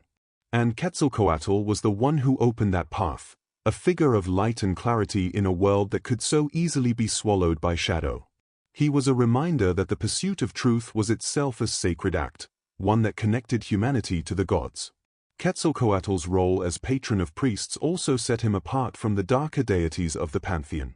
Where other gods demanded blood and sacrifice, Quetzalcoatl was remembered in many traditions as a god of mercy, one who preferred offerings of flowers, song, and the beating of hearts lifted in devotion rather than spilled in violence. Priests who followed his teachings were encouraged to live with restraint, humility, and purity. Though not all Aztec priests obeyed this ideal, the memory of Quetzalcoatl as a gentle, guiding figure remained a powerful contrast to the harsher demands of other gods. The wind, wisdom, and priesthood were bound together in his image. The wind moved unseen yet carried immense power, just as wisdom was invisible yet transformed the world. The priests were the vessels of both, walking embodiments of knowledge, breath, and spiritual guidance. In this way, Quetzalcoatl was not only a god to be worshipped but a model to be emulated. He showed the people that power need not always roar like thunder or blaze like fire. Sometimes power was quiet, like the whisper of wind or the turning of a page in a sacred book. At dawn, when the first light broke over the mountains and the morning breeze stirred across the lakes, the people might pause and feel his blessing. Farmers knew that without his winds, rains would not come. Scholars knew that without his wisdom, the cycles of stars and seasons could not be read. Priests knew that without his guidance, rituals would lose their meaning. In these ways, Quetzalcoatl became woven into the rhythm of life itself, a god not of distant thunder but of the intimate, daily forces that sustained existence. His role as god of wind and wisdom also made him a bridge between the earthly and the divine. The wind touched every being, connecting all lives in a shared breath, while wisdom illuminated the mind, lifting it closer to the heavens. For the Aztecs, To honor Quetzalcoatl was to honor the very breath of life and the flame of thought that made them human. It is said that even in times of war and bloodshed, when other gods demanded sacrifice, the quiet presence of Quetzalcoatl offered comfort. His name reminded them of gentler days, of teachers and poets, of calm winds and golden dawns. His influence was like the still moment at the center of a storm, a calm that endured even in the midst of chaos. To lie beneath the sky at night, feeling the cool breeze on one's skin, was to feel his nearness. To read the symbols of a sacred codex by the light of fire was to hear his whisper. To speak a prayer softly before sleep was to trust that the wind would carry it upward, straight to the gods. Quetzalcoatl, in his aspect as wind, wisdom, and patron of priests, was not simply a god to be feared or appeased, but a companion spirit, a teacher, a breath always present. His gifts were invisible yet essential, gentle yet immense, and they reminded the Aztecs of the deeper truths hidden within the world, that strength can be quiet, that guidance can be unseen, and that wisdom, like the wind, moves through all things without end. Among the many celestial wonders that guided the Aztecs, none shone more brightly in their imagination than the planet Venus. To them, it was not merely a light in the sky but the very embodiment of Quetzalcoatl, the feathered serpent who journeyed across heaven's expanse as the morning star. His presence in the sky was both a reassurance and a mystery, a pattern that appeared unfailingly, weaving the cycles of time, renewal, and destiny into the rhythm of life. Venus has a peculiar path, one that alternates between being seen at dawn and at dusk. For weeks it appears as the evening star, glowing low after sunset. Then it disappears for a time, lost in the brilliance of the sun, only to return again before dawn as the herald of the morning light. This constant vanishing and returning was deeply symbolic to the Aztecs. They saw in it the story of Quetzalcoatl himself, his descent into the underworld, his death and transformation, his return as a new being, and his promise that endings are never truly final. The Aztecs observed these cycles with extraordinary care, tracking Venus's appearances and disappearances with precision. They saw in its motions the heartbeat of time itself, an endless rhythm that shaped calendars, rituals, and even the course of wars. When Venus first appeared in the morning sky, it was often taken as an omen, a signal that great events were unfolding. Priests would watch the horizon with reverence, noting the moment its pale glow pierced the darkness, and the people would look upon it with both awe and comfort. Quetzalcoatl as the morning star was a symbol of renewal, for just as Venus returned after vanishing, so too did life renew itself after decline. It was a sign of hope, that even in moments of loss, the cycle would turn, and brightness would rise again. To sleep under the night sky, knowing that Venus would return at dawn, was to rest in the knowledge that Quetzalcoatl's promise was woven into the cosmos itself. His light was not imagined, but real, visible to all who lifted their eyes. The link between Quetzalcoatl and Venus also deepened the god's connection to cycles of death and rebirth. When he descended to the underworld to bring back the bones of past generations, his journey mirrored the disappearance of Venus from the sky. When he rose again, shining as the morning star, it reflected his triumph over death and his transformation into something eternal.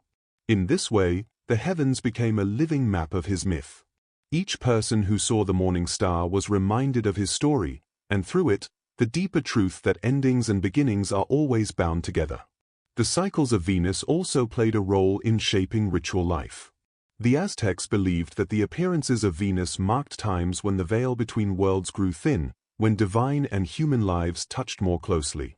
Certain ceremonies were aligned with its rising, moments of offering, prayer, and reflection designed to harmonize with the god's presence in the heavens. To live in rhythm with Venus was to live in rhythm with Quetzalcoatl, aligning human breath and action with the celestial dance. But Venus was not only a sign of renewal. At times, its rising was seen as a harbinger of conflict. As the morning star, its piercing brilliance was thought to foreshadow upheaval, even war. In this dual nature, both gentle and fierce, Quetzalcoatl's celestial form reflected the complexity of life itself. Just as wind could be a soft breeze or a violent storm, so too could Venus bring calm or unsettle the world. This contrast deepened his character, showing that even gods of wisdom and light held within them the balance of shadow and fire.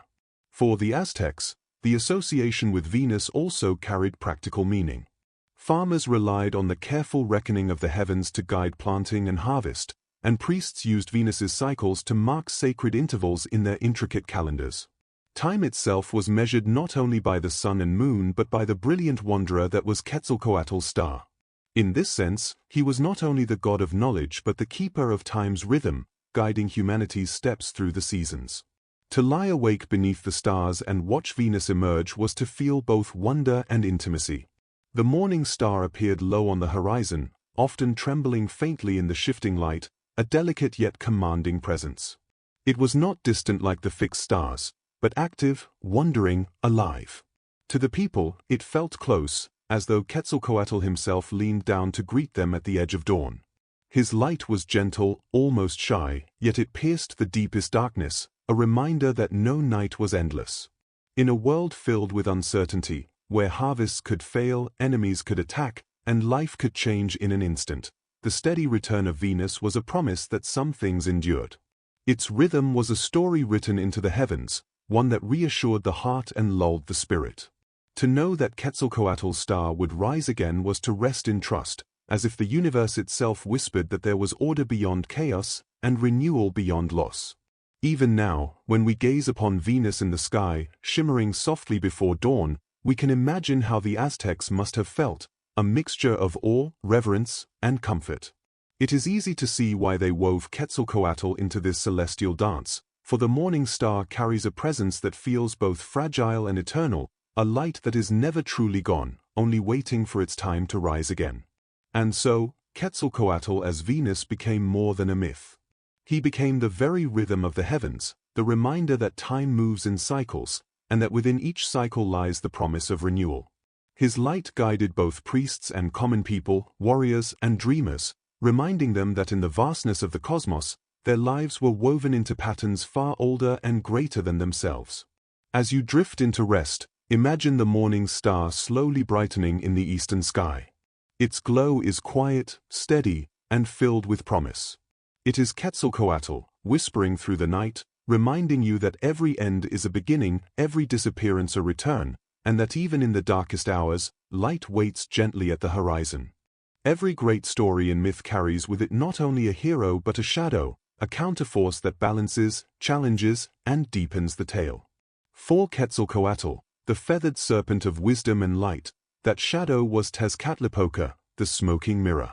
Their rivalry is one of the most enduring themes in Aztec mythology, a contrast of light and darkness, gentleness and cunning, order and disruption.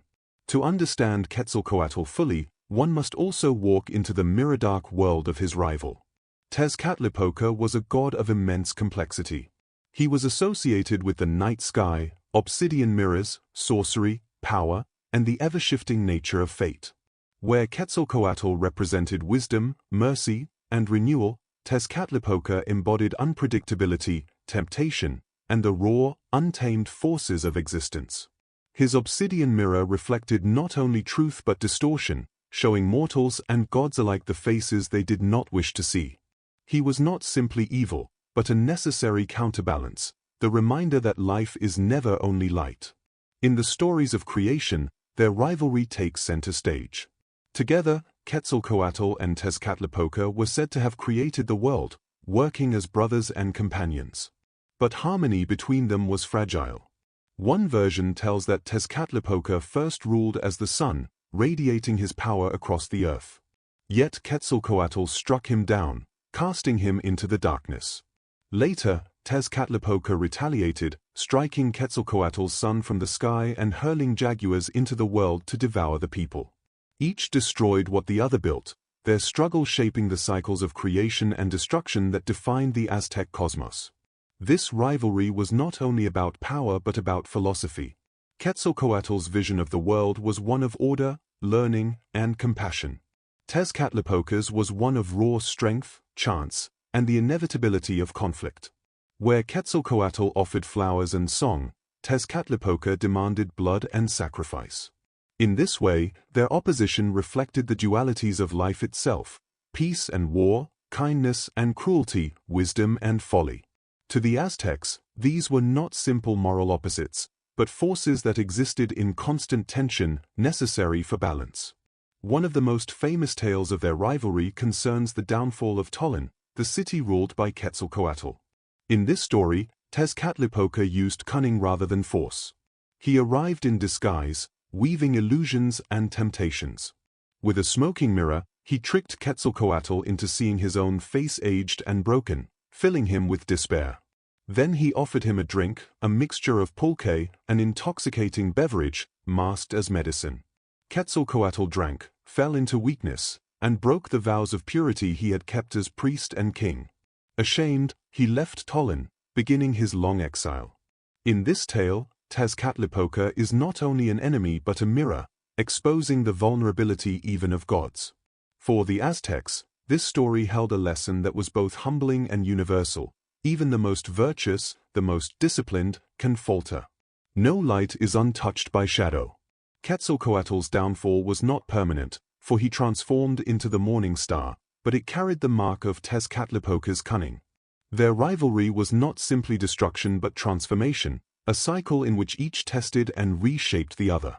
The smoking mirror's role also reflected the unpredictability of fate. Life could change in an instant, just as Tezcatlipoca could appear suddenly, bringing both gifts and misfortune. His rivalry with Quetzalcoatl showed that wisdom alone could not protect against the uncertainties of existence. Instead, balance was needed, the ability to endure loss, to rise after failure, to recognize that shadow and light both weave the fabric of time. Yet, in some myths, their relationship was not purely hostile. There are moments where they worked together, shaping the world with shared effort. Creation itself required both of them, Quetzalcoatl breathing order into life, Tezcatlipoca ensuring that life was never static, never without challenge.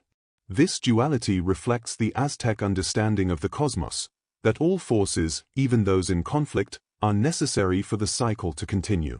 Without Tezcatlipoca's disruptions, Quetzalcoatl's order might grow rigid. Without Quetzalcoatl's guidance, Tezcatlipoca's chaos might consume everything. In the nightly sky, their contrast was visible. The light of Venus, Quetzalcoatl's star, glimmered brightly in the east. The dark, endless vault of the night, mysterious, filled with shadows, was Tezcatlipoca's domain. To gaze at the heavens was to witness their eternal dance, one shining with promise, the other cloaked in mystery. Together, they made the night sky both beautiful and foreboding, a mirror of life itself. The rivalry of Quetzalcoatl and Tezcatlipoca also carried a deeply personal meaning for listeners. Within each person, the Aztecs believed there was both a Quetzalcoatl and a Tezcatlipoca, a part that sought wisdom and light, and another that leaned toward temptation, anger, or despair. To live was to carry both within oneself, to walk carefully between the two. Stories of their conflict were not only about gods but about the struggles inside every heart. Imagine a storyteller by firelight, describing how the feathered serpent faltered when confronted by the smoking mirror. The listeners would nod quietly, understanding that even the best among them could stumble. Then, as the tale shifted to Quetzalcoatl's renewal as the morning star, hope would soften their thoughts. Shadow was real, but so was the light that followed. The rivalry did not end in despair, but in the assurance that cycles continue, and that from weakness can come strength anew. Quetzalcoatl's gentleness and Tezcatlipoca's harshness were not opposites to be chosen between, but realities to be understood.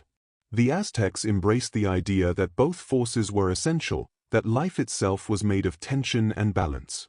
In this way, the rivalry of these gods was not a tragedy but a reflection of existence, told in the language of myth and stars. As you drift into rest, picture the sky above you. See Venus shimmering in the east, a light of hope, while the dark expanse of night stretches endlessly, deep and mysterious. Together, they form a picture of harmony within opposition, of the eternal dialogue between shadow and light. This is the story of Quetzalcoatl and Tezcatlipoca, not only rivals, but eternal companions in the dance of creation, each defining the other, each ensuring that the world continues to turn. When the Aztecs spoke of Quetzalcoatl, they did not only remember him as a god of the wind or the morning star, nor only as a rival of Tezcatlipoca. They also revered him as the bringer of culture, the one who gifted humanity with the arts that make life meaningful. Where other gods demanded blood or brought the storms of war, Quetzalcoatl gave gentler gifts: corn, poetry, crafts, and learning. These gifts were not only practical but spiritual, for they carried the message that to live well was not merely to survive but to cultivate beauty, memory, and wisdom. Among his greatest contributions was the gift of maize, the sacred corn that sustained the people of Mesoamerica. In myth, Quetzalcoatl searched tirelessly for this grain, for he knew that humanity could not flourish without it. Some stories tell of him transforming into a small black ant, crawling into the mountain of sustenance to retrieve a single kernel of corn. Others say he broke open the mountain itself so that food could flow forth. Either way, his determination brought nourishment to humankind, ensuring that they would not live only by hunting or foraging but by cultivating fields, grounding their lives in cycles of planting and harvest. Corn was more than food, it was life itself. To eat maize was to partake of Quetzalcoatl's gift, to taste the generosity of the feathered serpent in every meal. But Quetzalcoatl did not stop with sustenance. He also taught the arts of craftsmanship and beauty. Under his guidance, people learned to shape feathers into dazzling headdresses, to carve jade and obsidian, to weave cloth, and to paint symbols that carried stories through time. In every crafted object, whether a tool or a work of art, his spirit was present. To create was to honor him, to take the raw materials of the world and shape them into something lasting, something filled with meaning. Poetry, too, was a gift of Quetzalcoatl. The Aztecs treasured song and verse, seeing them as ways of touching the divine. In the courts and temples, poets would recite words that spoke of flowers, fleeting life, and the shimmering beauty of the world.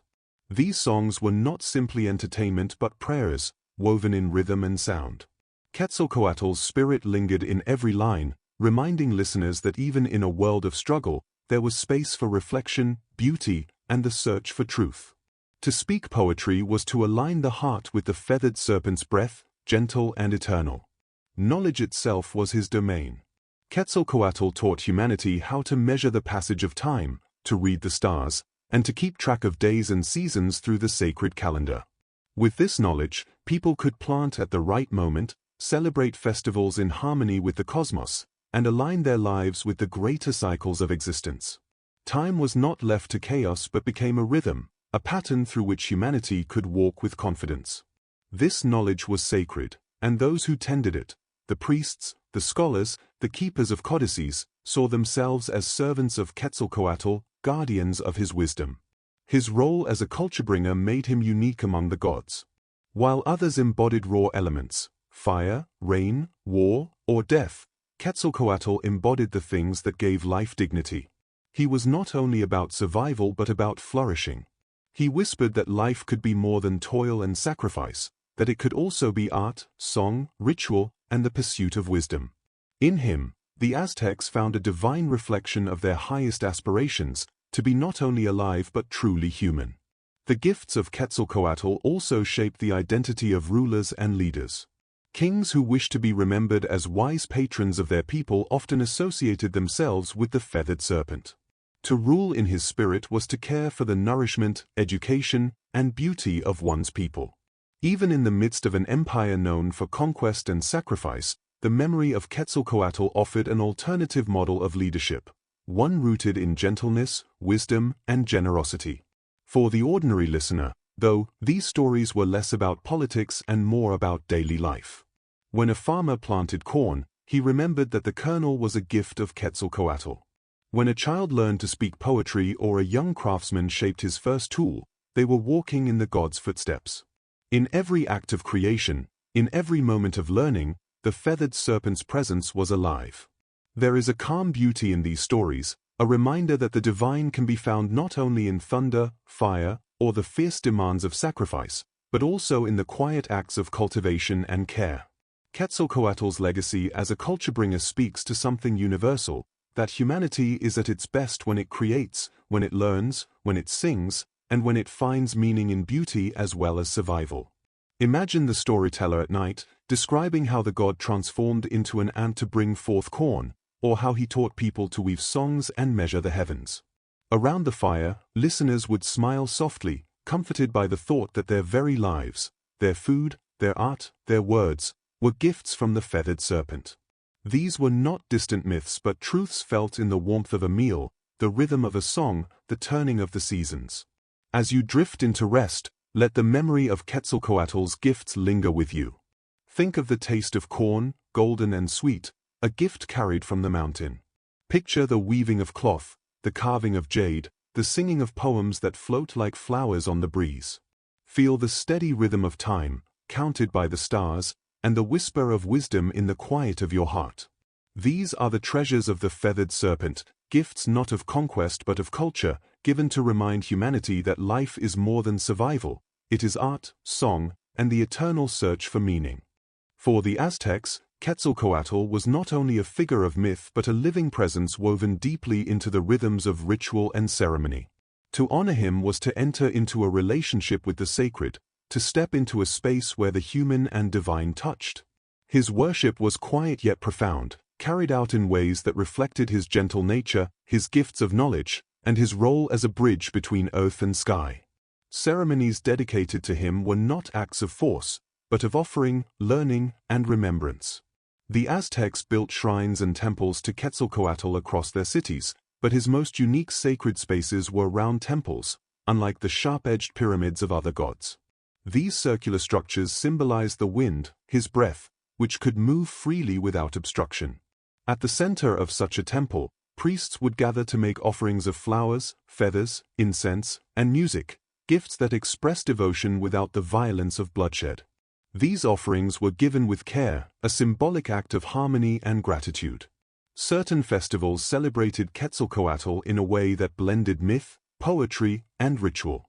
Among these was the Feast of Tezcatlipoca, which honored the god through song, dance, and the wearing of masks. In the quiet of the temple courtyards, priests would chant his praises, recounting the story of his deeds and teachings. These chants were not rushed but spoken slowly, with a rhythm that drew listeners into a trance-like state. For the people, it was as if they were drifting into a shared dream, held together by the voice of Quetzalcoatl. Music played an essential role in his ceremonies. Soft rhythms of drums and flutes accompanied dances that mirrored the movements of the wind, swirling, rising, falling. Each note was a prayer, each movement a gesture of reverence. To dance for Quetzalcoatl was to embody his spirit, to become part of the living breath of the world. In these moments, the boundary between worshipper and god seemed to dissolve. The rituals were also a way of connecting the cycles of human life with the cycles of the heavens. Priests aligned ceremonies with the rising of Venus, the morning star that was Quetzalcoatl's celestial form. These alignments were not accidental but deliberate acts of harmony. The rising of Venus became a sacred marker, a moment when the veil between worlds grew thin. The ceremonies that followed were both acts of devotion and of renewal, reminding the people of the god's promise that life is a cycle of endings and beginnings. Offerings to Quetzalcoatl were not demanded but given willingly, as gifts of gratitude and respect. Flowers were among the most precious of these offerings. To present blossoms at his shrine was to offer something beautiful and fleeting, a symbol of life's delicate balance. Feathers, too, carried deep significance. They represented the sky, the breath, the lightness of spirit. Placing them before his image was a way of honoring his essence, of giving back to the god who gave so much to humanity. Ceremonies to Quetzalcoatl were also acts of teaching. Priests would recount the myths of his life, not only to honor him but to pass down knowledge.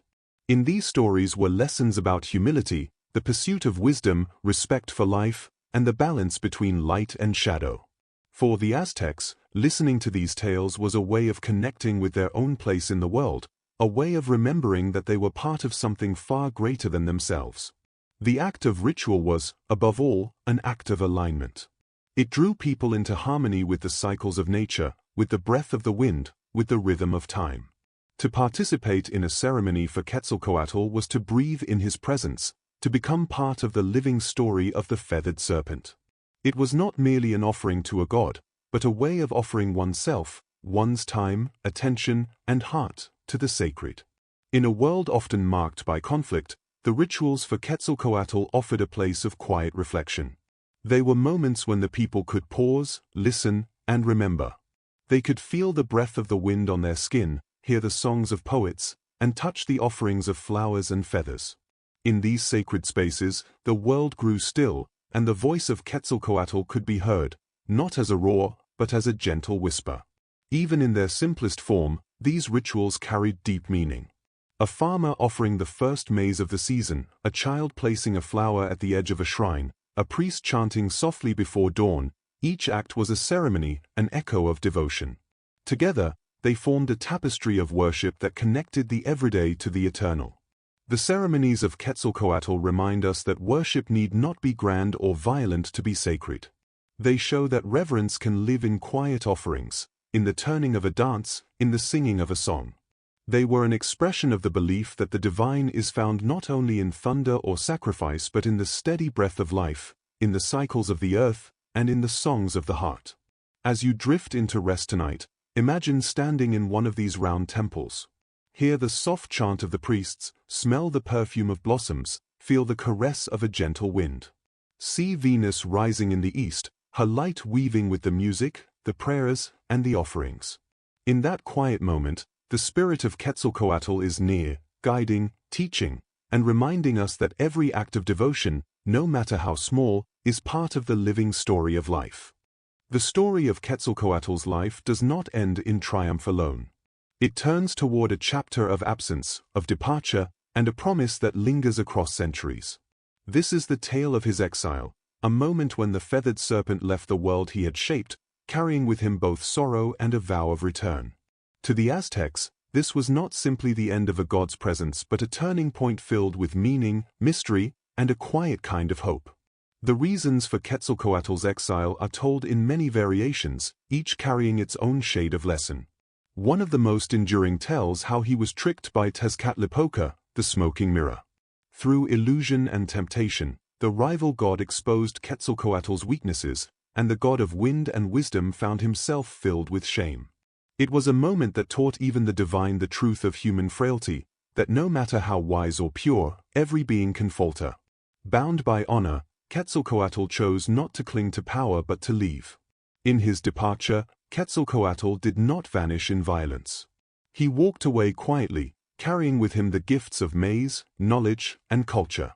Some myths say he descended into the sea on a raft of serpents, sailing toward the east, the direction of renewal and dawn. Others speak of him ascending to the heavens, becoming the morning star, Venus, a light that disappears at night only to return again at dawn. Both images, the raft and the rising star, speak of transformation, of a journey that is both an ending and a new beginning. His exile was not an act of defeat alone. It was also a prophecy. Before leaving, Quetzalcoatl is said to have promised that one day he would return. This promise became a whisper carried through generations, a vision that shaped the hopes of the people. It was not merely a return of a god, but the return of the ideals he embodied: wisdom, peace, renewal, and the breath of life itself. For the Aztecs, this prophecy was a thread woven into their understanding of time, a promise that endings are never absolute. The meaning of his exile carried deep resonance. To leave was to teach that presence is not permanent, and that part of life's wisdom lies in letting go. Quetzalcoatl's departure became a symbol of humility and transformation, a lesson that power is not held by force alone but by the willingness to step aside when the time comes. His absence was not emptiness but a space in which hope could grow, a quiet expectation that he would return when the world needed him most. The prophecy of Quetzalcoatl's return also shaped how the Aztecs saw the future. It was a vision that carried both comfort and mystery. Comfort, because the god's return promised renewal and the restoration of harmony. Mystery, because no one knew the hour or the form in which he would come again. This uncertainty became a part of his legend, a reminder that the cycles of time cannot be commanded, only observed and honored. Over time, the idea of Quetzalcoatl's return became intertwined with prophecy and ritual. Priests would speak of it in their teachings, reminding their people that the world was never fixed, but always turning. Festivals and ceremonies sometimes included prayers for his return, acts of devotion that were both an honoring of the past and a reaching toward the future. In these moments, his absence became a presence of its own, a space filled with longing, faith, and the quiet breath of promise. For the Aztecs, this prophecy was not simply a myth to be told. It was woven into the very way they lived. Every planting season, every turning of the year, carried the memory of the feathered serpent's vow. To live was to live in the hope of renewal, to trust that cycles of loss and return were part of the order of existence. The story of his exile became a meditation on the nature of life itself, a lesson whispered in the turning of the seasons, in the fading of the stars, in the gentle rising of Venus at dawn. In the quiet of the night, the prophecy of Quetzalcoatl's return becomes a kind of lullaby. To imagine him sailing eastward across the sea, or rising again as the morning star, is to imagine the promise of dawn after darkness. It is the thought that what is lost is never truly gone, but waits for the right moment to reappear. This is a comfort to the human heart, a reminder that endings are not final, and that absence can be filled with the quiet hope of return. The departure of Quetzalcoatl also shaped how the Aztecs viewed their own lives. They came to see themselves as part of a larger cycle, where every departure carried the seed of a return. In their rituals, in their prayers, in the turning of their calendars, they kept alive the memory of the feathered serpent's promise. His story was not locked in the past but lived forward in each generation, a guiding light carried in their hearts. As you lay in quiet now, drifting toward rest, imagine the gentle movement of his departure. See the raft of serpents floating into the east, carried by the breath of the wind. Picture the morning star rising, a light that disappears only to return again. Feel the promise woven into that silence, that even in absence, there is hope, and even in endings, there is the quiet turning toward a new beginning. The exile of Quetzalcoatl is more than a myth. It is a teaching, a prophecy, and a prayer. It is a story that invites us to live in the balance between presence and absence, between what is and what may come. It is a reminder that life itself is a cycle, and that the breath of the feathered serpent continues to move through the world, carrying with it the promise of return. The story of Quetzalcoatl is not simply a tale of a god, but a living story that stretches through time, carried in memory, in ritual, and in the quiet breath of the world. His exile, his rivalries, his gifts, and his promise of return all form a cycle that mirrors life itself. For the Aztecs, and for all who listen to his story today, Quetzalcoatl remains more than a figure of myth. He is a presence, a teacher, a whisper, and a promise woven into the fabric of existence. To speak of Quetzalcoatl's lasting legacy is to speak of more than statues or temples, more than offerings or festivals. His legacy lives in the ideas he gave the world, that wisdom and compassion are as vital as strength, that creation is not only an act of power but of care, that life itself is a gift to be tended. These are not lessons confined to history. They are truths that continue to speak across centuries, inviting each of us to live with awareness, respect, and humility. Quetzalcoatl's teachings shaped not only the Aztec civilization but the way they understood their place in the cosmos. His story became a way of seeing the world, as a living cycle of birth, death, and return, where every ending carries the seed of a beginning. The world, like the rising and setting of Venus, moves in patterns both visible and hidden. To live in harmony with these cycles was to live in harmony with the god himself. Even after his departure, the Aztecs felt Quetzalcoatl's presence in their daily lives. Farmers planting maize felt his gift in the earth beneath their hands. Poets and artists felt his breath in their work. Priests felt his voice in their chants. In the turning of the seasons, in the rising of the morning star, his promise continued to echo, that light returns, that wisdom endures, that life is a song carried forward through time. His story also leaves us with a profound meditation on balance. Quetzalcoatl's life was shaped by both light and shadow, by friendship and rivalry, by creation and exile. His journey reminds us that the world is not made of absolutes but of harmony between opposites. There is no light without shadow, no renewal without ending, no presence without absence. In this way, his myth is not just a story of the past, but a living lesson for the present. For those who listen deeply, Quetzalcoatl's story offers a quiet kind of guidance. It teaches that wisdom comes not from dominance, but from understanding, that strength lies in gentleness, that the cycles of life are both challenge and blessing. His legend carries a timeless call, to live with intention, to honor the gifts of life, and to walk gently upon the earth. In the centuries since the Aztecs first told his story, Quetzalcoatl has continued to live in many forms, in art, in song, in scholarship, and in the hearts of those who still look to the heavens. His image has been carried across cultures and generations, a symbol of transformation and hope. To speak his name is to call forth not just an ancient god, but the enduring idea that humanity is part of something greater, something eternal. The quiet power of Quetzalcoatl's myth is that it does not demand grand gestures. His presence lives in the small acts, the offering of a flower, the turning of the seasons, the breath of wind on a still morning. These are the moments where the divine touches life, where myth and reality meet. In this way, his story becomes a gift not only to the people of the past but to each of us now, an invitation to see the sacred in the ordinary. As we come to the close of his tale, there is a stillness to be found in his legend. The story does not end with his departure but continues as a quiet promise. Quetzalcoatl left not only a world shaped by his gifts but a world that carries his breath, that moves to the rhythm of his promise.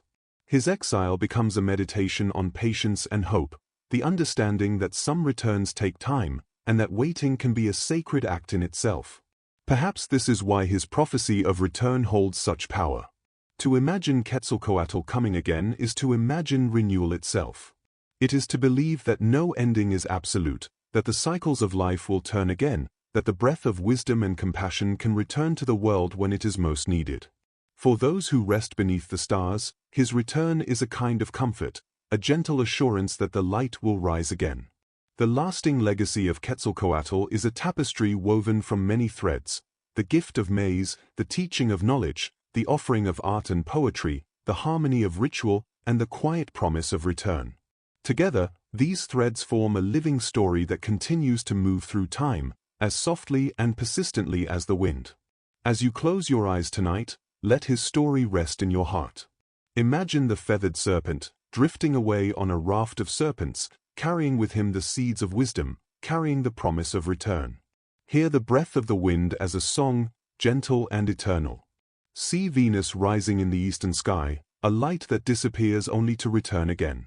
In that light lies his gift to the world, the knowledge that life is a cycle, and that in every ending there is the seed of a beginning. Quetzalcoatl's tale ends not with a final word, but with a quiet question for each of us: how will we carry forward his gifts? How will we tend the cycle of life entrusted to us? To remember Quetzalcoatl is to remember that we are part of that cycle, and that in every breath of wind, in every rising of the star, the feathered serpent's presence lives on. And so his story, like the turning of the seasons and the rising of Venus, continues, soft, patient, eternal, a myth for the ages, a lullaby for the world, and a promise whispered on the wind. The story of Quetzalcoatl does not end with a single moment. It stretches beyond myth, beyond history, beyond the turning of centuries. His life, exile, teachings, rivalries, and promise of return form a tapestry, a living story that continues to breathe through time.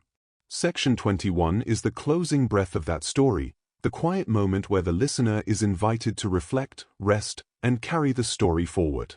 In the heart of every myth lies a purpose. Quetzalcoatl's purpose was not to conquer, but to teach. Not to rule, but to inspire.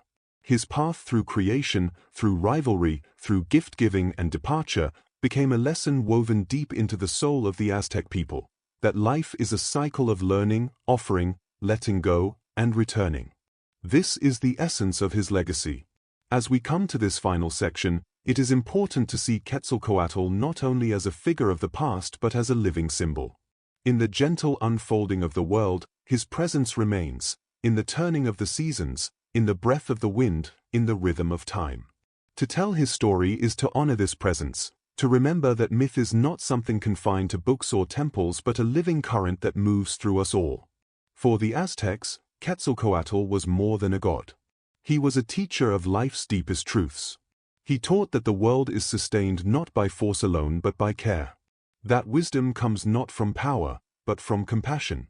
That life's greatest gift is the balance between knowledge and humility. These lessons were not taught through words alone, but through the living example of his journey, his victories and his failings, his departure and his promise of return. In his exile, Quetzalcoatl became a symbol of the eternal journey. He reminds us that departure is not always an end, and absence is not always loss. There is meaning in letting go, and there is hope in the promise of return. For those who walk through life with this knowledge, every ending becomes a prelude to a new beginning, every night a step toward dawn. The prophecy of his return is perhaps the most profound part of his legacy. It is not merely a promise for the Aztecs of long ago but a timeless invitation for all who listen. It asks us to live with patience, to honor cycles of change, and to hold hope in the heart of uncertainty. His return is not fixed in time, and perhaps that is the deeper truth, that it lives in the quiet expectation we carry in our hearts every day. Quetzalcoatl's myth teaches us to see the world as a living whole, where creation and destruction, light and shadow, presence and absence all form part of a greater balance. His story invites us to find harmony within ourselves, to embrace both the brightness and the darkness we carry. This is the deeper lesson hidden in his rivalry with Tezcatlipoca, in his gifts to humanity, and in his gentle departure, that life is a cycle, and within the cycle there is both challenge and grace.